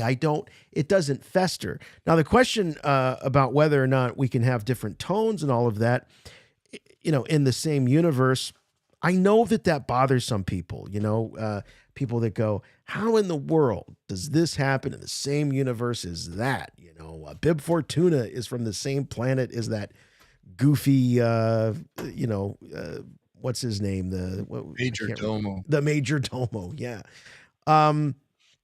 Some of that stuff I understand and I'm sympathetic to, but I'm just kind of like, I feel like I'm on a ride, and stuff's just flying by and I'm like, ooh, I like that. Oh, I like that. Oh, that's kind of lame. So it doesn't, I guess it doesn't stick to me is what I'm trying to say. It's not new. We've always had to negotiate around a certain amount of cringe or inconsistency with Star Wars. Just recently had a conversation on the RFR Q&A about this. It's been going on forever. I still struggle with how the Ewoks can be from the same universe Bosk is from, I mean, these are things Bosk eats the Ewoks. That's it's the same old story, same old song and dance, but I understand with the difference in tone. That's a big deal. And Andor is drastically different in tone from any other Star Wars. And it's yet to really even fully find its footing with previous Star Wars as far as things like tone and vibe and aesthetic and all of that. And it probably never will, It probably never will. So I agree that it's a challenge that's being placed upon us as fans to accept different takes on Star Wars. And I think maybe it'll be something that'll come a little easier to us the more it happens. But then again, you might get people just will say, well, I like Star Wars, but I only like the really dark stuff. Well, I like Star Wars, but I only like the really light stuff. I mean, maybe that's what it'll all come down to. So I like it all. So Yeah. I consider myself lucky in that department, but it could be jarring to watch maybe a full season of Andor, then jump into a full season of the Book of Boba Fett. It might be a little jarring for some people. It's sort of this conversation sort of implies that this stuff is for everybody, and that here's the thing: should they be assuming, and I mean, Lucasfilm, should they be assuming that if you're watching Andor, you are also watching The Bad Batch? If you're also watching The Bad Batch, you're watching Tales of the Jedi. Should they be approaching the evolution of the Star Wars universe and the storytelling? Should they approach it with the idea, the mindset that the people that they're going after are consuming all of it? I don't know what the answer is there. I don't know how realistic that is. And also, but they're the ones who kind of make the rules too. And they're the ones who said all the different mediums are going to tie in and be part of the story. So they're the ones basically telling us, you need to read and watch everything. And of course, that's what any good company would want to do, buy our stuff, consume. But just from a standpoint as far as like how to approach all of this as viewers, as fans, I think Lucasfilm is telling us that we should, to get the full story, We got to watch it all. Yeah. So how jarring is it to go, in those shifts in tone? I know what feels like Star Wars when I watch it, and I've had Star Wars feels watching Andor. So it's not as if each element of the story needs to have all the feels all the time. Maybe it's just important for them to have some of the feels some of the time for it to all connect. Yeah, there's the tonal shift and there's also the timeline shift. And I saw some folks in the chat talking about that a little bit, which is, man, this is a hard thing to just, this is a hard party to show up at now and try to catch on with everything that's going on, especially this anthology series. If you go from episode to episode to episode, it's all over the place. It's really all over the place. Yeah. And it does demand, oh yeah, the more you know about Star Wars, the more you'll get out of these stories, because they're just little moments in time that I don't know if they're that entertaining to somebody to just watch them as standalones. I mean, unless you have that foundation of knowledge of Star Wars and the stories that have already been told, then would you care about some of these stories? Yeah. About Ahsoka training, about Yaddle, about whoever, I mean, you need to have some of that foundation. You have to be absolutely somewhat of a fan coming into it. Right. Yeah. Tales of the Jedi is not exactly a great place for someone to start their fandom. It is not entry level. No, as far as story goes, but Star Wars has also always been a very visual medium, and there are things you can look at and see in this show. If you've never seen a lightsaber before, you'd be like, wow, look at that. Look at that. Look at that. Let's see what Mariana from Florida thinks. She's on the line with us right now. Hello, Mariana. Hey, guys. Chut, chut. What's going on? Oh, we're talking Tales of the Jedi. Yes, you are. And I have to say the last 48 hours have been crazy for Star Wars, because not only do we got this, we also got episode 8 of Andor, and Star Wars swept up the Saturn Awards a couple hours ago. Hey, So I that am was glad exciting, you too. mentioned that, because we're not doing a regular RFR this week, and I heard that Star Wars took home some gold. I assume it's gold. I don't know. It could be silver or whatever. At the Saturn Awards, Hayden Christensen, a favorite of yours, I believe, got what best guest appearance.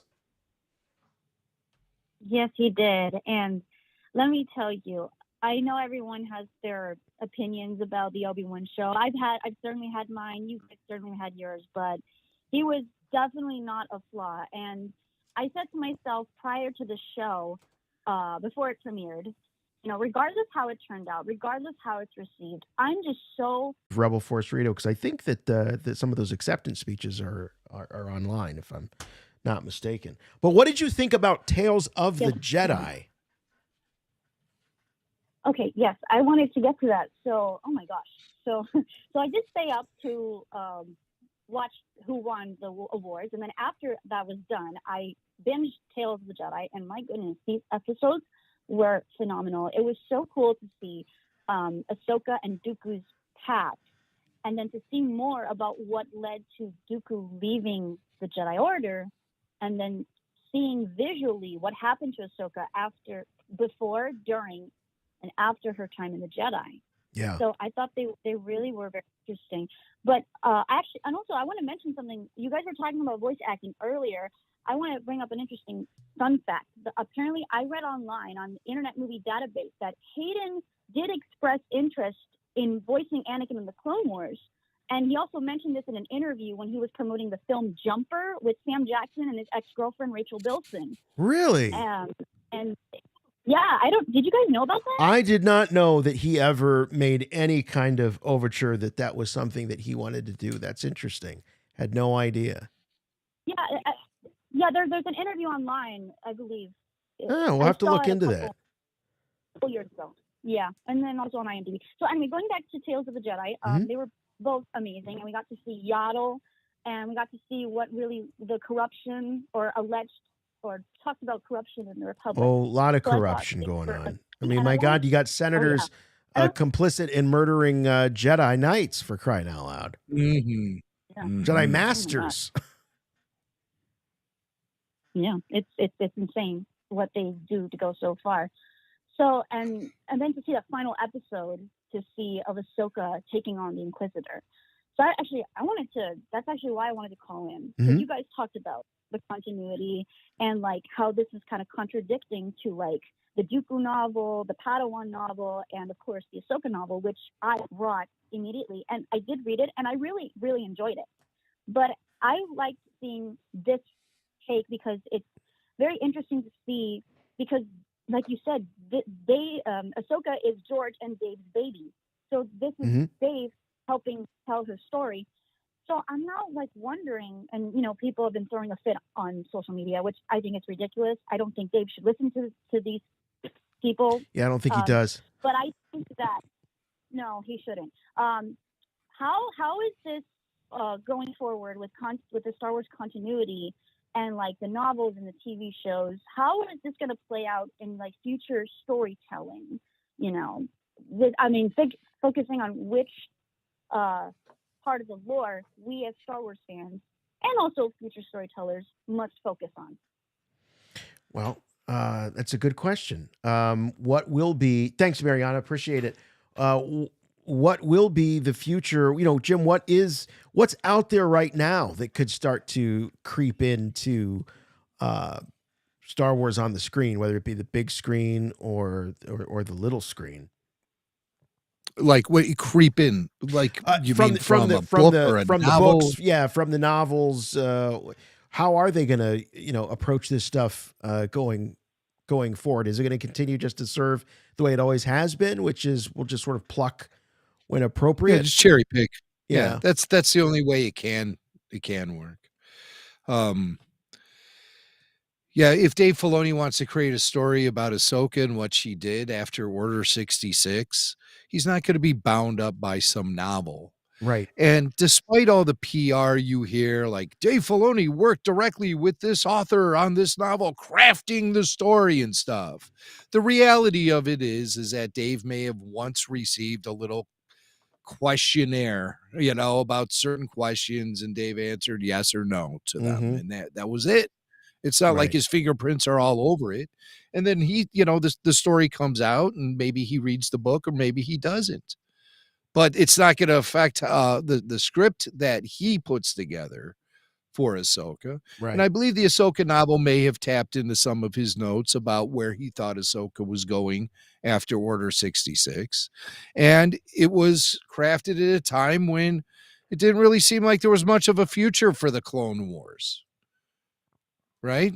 I mean, Dave segued into live action, and the Clone Wars got their final season. That was all, that was done. But, it ends with the end of the war. essentially, as it should. It's Yeah. called the Clone Wars. Right. That's what. Right. So it right. shouldn't be like, fallout from the Clone Wars or anything. that's what the that Bad Batch happens is in things for. like the novels. The Bad Batch fills that void, and so does this Tales of the Jedi now, if they wanted to. That's the beautiful thing about the format, is that you can just pick any time in the Yeah. history of the Jedi. Jump but it around. seems like they want to keep it close to the Clone Wars era because that's where this animation style has come from, and that's where all the work was done developing these characters. So, Well, unless we forget, the first couple of seasons was of the Clone Wars. They jumped around quite a bit. I mean, they weren't even telling linear stories within. I mean, my God, in the same season, you'd get a prequel to a previous episode. It was Yeah. crazy. And I always remember the episode Cat and Mouse, which was told way deep in season 1. It was like, well, this is before Anakin even met Ahsoka. Yeah. So it's, well, isn't the Clone Wars kind of told from Ahsoka's perspective? Well, most of it is, but she can't be everywhere at the same time. Right. Oy.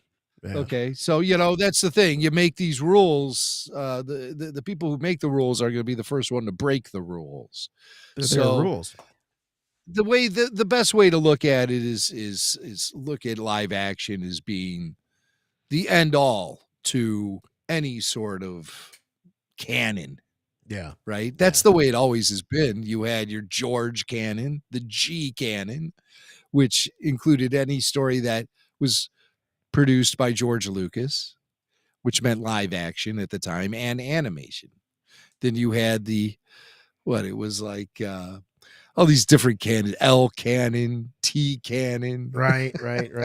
Yeah, the Used tears. to drive me crazy. Here's a super chat from Garrett. Garrett says, got to mention, no specifics, but this is some of Kiner's best work. So a lot of love for Kevin Kiner tonight. I did a Twitch follower watch party and we were swooning over young, sexy Qui-Gon. Oh, yeah, young, sexy Qui-Gon. Bare chested, are going to have shown a lot of man cleavage there in his, like Luke, his robe. Yeah, and he his shorty kind of robe. had sort of the shorty robe scene going on there.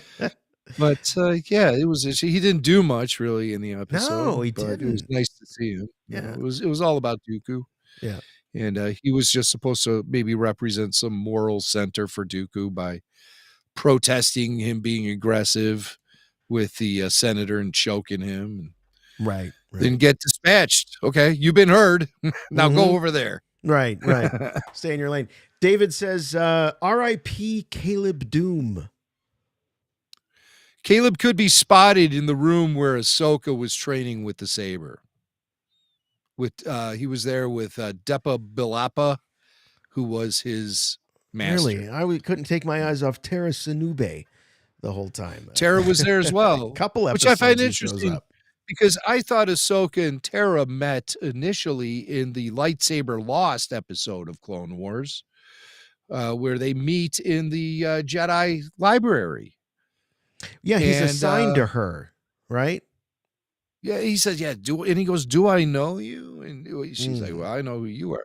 So, I mean, it could be just a situation where he runs that room and all Right. sort of Jedi trainees come in there and it's all a blur to the old man. He doesn't remember who he's met or who he hasn't met. But they come and they go. Eric from Phoenix says, looks like dogs are now canon in Star Wars. The Yes. old A New Hope novel was ahead of its time. A dog barks off in the distance. There, Jimmy Max got it. He's got it bookmarked. He's going to be reading a passage from the original Here we go, ladies Star and Wars gentlemen. novelization. Listen up, everybody. For anyone wondering about dogs being canon in Star Wars, if I hear anybody complain about, oh, it's such an earthy reference, this is 1976, baby, before the movie even came out. The original novelization for Star Wars. This is as they're escaping Tatooine on the Millennium Falcon, and they're about ready to make the jump to light speed. Was this trip really necessary? The tall robot muttered in desperation. I'd forgotten how much I hate space travel. He broke off as Luke and Ben appeared and began strapping themselves into the back of their chairs. Oddly, Luke was thinking of a dog he had once owned when an immensely powerful something wrenched at the ship's hull with the strength of a fallen angel. Oh, God. Are you an angel? Really, some pretty colorful language there from Alan Dean Foster, ghostwriting for George Lucas. But dog, yeah, so that's always been a really kind of an infamous mention of a dog in the original Star Wars novel, to the point of where we're like, oh, dogs are in space. That's interesting. Thanks to the Muppet Show, we always knew pigs were in space, but dogs. And there never been a real dog in Star Wars before Tales of the Jedi. A real dog. Like there's been Corellian hounds and those crystal foxes. Oh, yeah, in, yeah. The Last Jedi. There's been cats in the form of like loft cats and stuff. But a real dog that shows up at the door and starts barking like any other dog would do. And you can almost like pinpoint the species of, he's looked like a mixed breed to me, but I see a little, I don't know, maybe there's a little schnauzer in him or something. If I can remember What a correctly. Star We Wars need a dog freeze would proof. look like? Star Wars, but this is just a regular Earth dog in Star Wars. So I was pretty happy to see that as a dog lover. I was Yeah. very happy to see, real dog, not just being mentioned in the novelization, but a real dog. A real dog. Wasn't John Candy's character in Spaceballs a dog? He was a Named space dog. Barf? Yeah, Barf was a Yeah, he's space dog. I'm a space So dog. I guess that is canon also. Garrett with a super chat says, I love that they brought themes from the book Dooku Jedi Lost and lifted scenes from the Ahsoka book to screen for those who don't follow the books. And also Dave spilling his brain on a plate for us. Yaddle teared me up, y'all. Yeah, Yaddle's death was moving. I can't say that I shed a tear, but I was moved by it. I was moved by her words. I was moved by her pleas to Dooku. I was also very moved by Ahsoka attending Padme's funeral. I thought that was really something to see. And I love the way, Bail sees her, and then, looks again, very Batman-like, and she's, just gone. Yeah. Turtle War says, do you think Yoda didn't have any dialogue out of respect for Tom Kane? Surely they will need to find a new voice actor for Yoda at some point. Yeah, I think they will need to bring Yoda back in animation. Was it out of respect for Tom Kane? Don't know. I don't know that Yoda would have necessarily fit in any of these episodes. I love Yoda, but I kind of like that, they're saving him for another time. He doesn't have to be in everything. And if this was sort of, if they were feeling that maybe it was too soon to bring in somebody new for Yoda, I respect that. I think that's fine. Tom's been the voice of that character for a long time. Yeah, I agree. I don't know if any lines were omitted because of Tom having a stroke, which happened. We learned about that in late 2020. I know Filoni was writing a lot of these episodes during the pandemic. Mm-hmm. And so, we were well into the pandemic by the time the news of Tom's, was it 2020 or was it 2019? Gosh, maybe it was 2019 now that I think about prior to the the revelation pandemic, that Tom had a stroke. So you never know. I mean, Yoda is there, right? Yep. Mm-hmm. I mean, he's there. But we also see Plo Koon. He doesn't talk. We see a few other Jedi. They don't speak. So I don't know if there was a reason for Yoda not having dialogue. But yeah, you'd have to think. That knowing that Tom can't come back and voice the character, you're not going to write any dialogue for Yoda unless you can settle on a replacement or bring Frank Oz back. Yeah. Last call of the night. You got it, Ronan. The floor is yours. You're on with Rebel Force Radio. Hello, Ronan. Hello, Ronan. Hello, Jason and Jimmy. Thank you for having me again. Thanks for your patience. You're welcome.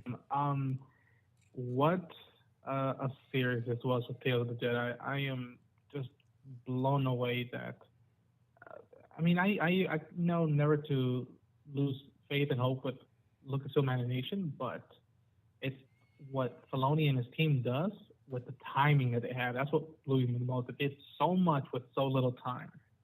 And to think that they would choose two polar opposite characters, and yet their journeys are very parallel, which I never thought about it that way until the breakdown of this series. And episode 2, when that line of like, you serve the Senate, no, we serve the people of the Republic. I was like, there it is. That's what a Jedi is. And Yes. I mean, even to the point when Yaddle goes down, unfortunately, with the door, and she lifts the door up one more time. There was something I noticed. I'm like, that's the last poetic thing. The last time we see the light in Dooku, until she can't hold it anymore, and it shuts down again, and that's the end of the Dooku we once knew as a Jedi. And I mean, everybody's been touching upon it. Oh, I like as that well. symbolism. That's great. I like the, she lifts the door, the light shines through, and that is the end of the light for Dooku. That's great symbolism. Good point. Yeah, further reinforced by Palpatine acting like, the vampire. Oh, Right, no, not yeah. the light. Yeah. Yeah. Even, I mean, everybody says, but like her telling Bale, why risk it? She says, Padme was my friend. That broke me. And I hope this sort of detail goes into, and I don't doubt it, to Ahsoka, but I am longing for the day when Ahsoka meets Luke and Leia for the first time, and just I'm dying to see that moment, just to be like, what they're gonna say, or if it's just a look of like, look at you too. I might as well be your aunt. Look what Padme and Anakin made. I hope if we do get a sequel or something like that, I hope if they want to do more Jedi stuff, I suppose, but I wouldn't mind if they went Tales of the Bounty Hunters and flush out stuff of, Cad Bane that wasn't fully animated that they could do now in this. Tales of the Bounty Hunters would be cool. I mean, my first reaction when you said that, I'm like, ugh, kind of bounty huntered out. But no, I mean, if they focused on different ones, I think that would be cool. I am a sucker for Cad Bane. I love that. But thanks so much, Ronan. Thanks for the call. I going back real quick to what he said, Jim, about, the Padme's funeral. And I was asking myself, like, why? I wasn't sitting there bawling or anything. Don't get me wrong. But I did have an emotional reaction to seeing Padme's funeral. And it struck me that it was likely because it was the animated version of Padme that I feel much more connected to than the Natalie Portman live action Padme, who we didn't spend as much time with. So I'm thinking of, when I see her in the casket in the funeral procession, thinking to myself of all these episodes that we've hung and we've laughed with and we've cheered for that Padme, the Cat Tabor Padme, and so that's why I think it hit me, and why the emotion of it was ringing true, because 3, 2, 1. There we are. We're back. Sorry about the interruption. So I was just asking Jimmy Mack if he felt similarly similarly to me, where seeing the big moment like Padme's funeral, the animated version that we've kind of grown so fond of over these last decade plus, if that might have had some extra resonance because it was that version. Yeah. I just was so impressed with the animation and everything. I felt like I was just watching a deleted scene from Revenge of the Sith. I thought it was so well put together. But I didn't tap into any sort of emotions like you did, because when I saw her laying there in the casket like that, I flashed back to some Rebel Force Radio artwork we did when we took that image of Padme in the casket and we put headphones on her, and then where her hands are folded, we put an iPhone in there and she was listening to Rebel Force Radio. And people sent That's what killed her. People sent emails going, how tasteless, guys. Very, very tasteless. And we're like, wait a second, this isn't real. This is all make-believe. She didn't really die. How can you say that's tasteless? What did we do? Well, What are you gonna do? What are you gonna do? These are the minefields we have to navigate through on a daily basis here at RFR Central. It ain't easy putting on a podcast, folks. You can make it a little joke and everybody gets bent out of shape because a fictional character is laying in a coffin. We're not being respectful at a fake person's funeral. Sorry.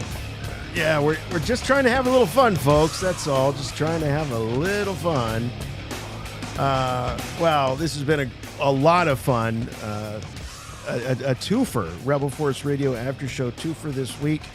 Want to check in with Tyler, our call screener extraordinaire. Tyler, thank you very much. You teed up a lot of great calls for us tonight. But was there anything that we missed? What didn't we talk about? What jumped out at you? Well, I saw Peter Beiser mention it in the chat. You know, you can only imagine what Dooku was thinking when he was about to get his head chopped off by Anakin, since he was putting Yaddle in the same position. Comeuppance there. So, yeah, it was kind of interesting. And I gotta say, I'm a huge Mace fan. I got a huge part of my collection that's all Mace Windu stuff. So I'm used to the hate. But one of those. But you know, part of me was thinking like maybe Mace wasn't really worried about Anakin showing up to fight Palpatine in Revenge of the Sith. Maybe he wanted some glory in it, and going there, being the Shining Knight to capture the Sith Lord, and just trying to get ahead again. So you know, you will not upstage me again. Yeah. So those were two things popping in my head. I like that. He is a megalomaniac. You know that, right? And he is still wandering around the galaxy. Big afro, burn marks, talking to himself, eating garbage. Muttering. No, he's eating garbage. Oh, yeah, he's yeah, eating yeah. out of garbage can. Crazy Mace. One man's trash is another man's dinner. All right. Thanks so much, Ty. Appreciate it, buddy. We'll see you next week. Wow.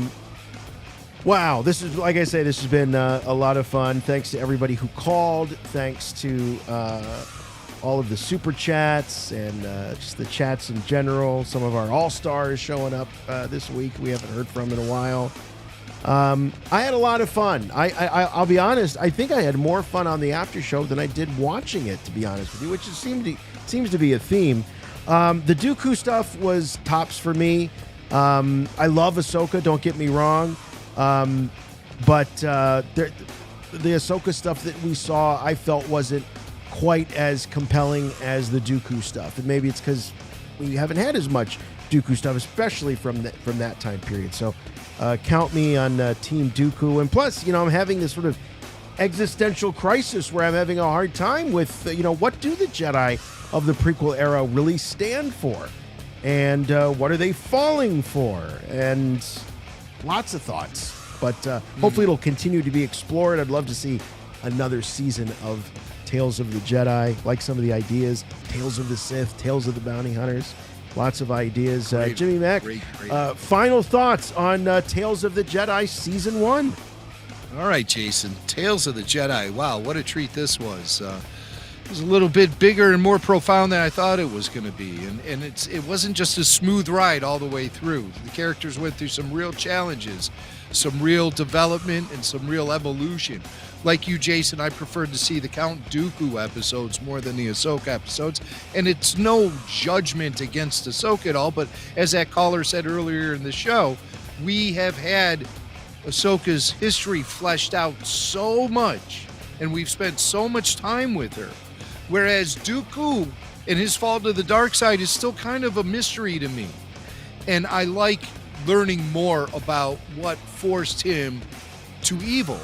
And it's surprising it's not just the lure of the dark side, the quicker, easier, more seductive side of the Force, but it is some political ideology that is really forcing his hand, where he's not happy with the status quo. He doesn't like what's going on with the Jedi involvement and big government, and he sympathizes and approves of rebellion, which I think is a very interesting thing to know about Count Dooku.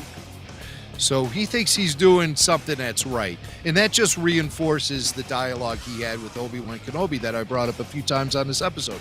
The dialogue they had on Geonosis, where you could tell it was Dooku who was trying to do the right thing. He felt like he could destroy the Sith from within as well. That's something we often forget. And we know that that's a really tough thing for Jedi to do.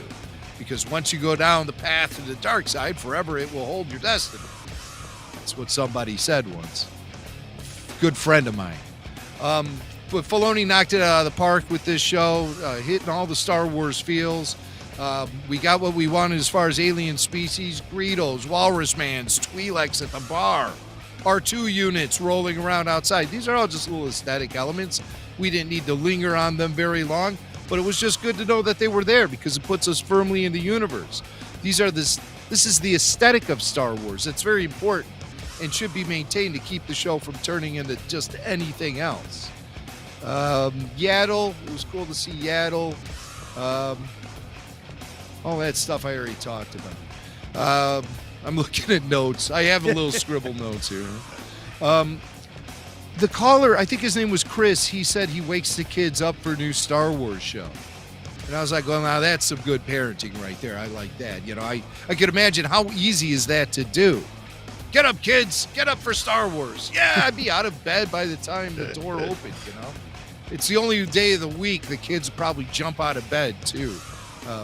That's an easy task. But good parenting. So keep that up. I very much approve of it. I loved watching Star Wars animation, specifically the Clone Wars with my kids when they were little. And so I'm glad to know that it's still a family event. However, I didn't ask him how old his kids were because I was wondering about them with Andor. Do kids like Andor? I've yet to find out. I've yet to hear from a kid talking about Andor, except I think Blake may have called us a couple of times. So Blake's watching. Kids do like He's Andor. watching Andor. Kids like Andor. All in all, I really like Tales of the Jedi. I like the listener suggestion that we can have Tales of the Empire, Tales of the Bounty Hunters. We could have, Tales of the Jawas for all I care. I just want some good Star Wars storytelling with this awesome Clone Wars style animation. And as long as Dave Filoni's name is attached to it, 9 times out of 10, we're in for a good ride. Still haven't forgotten Star Wars Resistance. Filoni, you're not off the hook. You're not perfect. But this show was great. I really enjoyed it. Nuke Gunray, not in these episodes. All right, that'll do it for us. We'll see you next week. Rebel Force Radio, don't forget, we'll be back live on Wednesday night with the Andor After Show. We'll be looking at episode 9, so please join us for that. So we'll catch you later. Thanks again to all of the callers, all of the super chats, all the commenters. Thanks to Tyler. Thanks to Jimmy Mack. We'll see you all next time. For Rebel Force Radio, I'm Jason. And I'm Qui-Gon Jinn. And remember, Be with you, always. well, let's hear the whole thing. The Force will be with you. There it is. Always.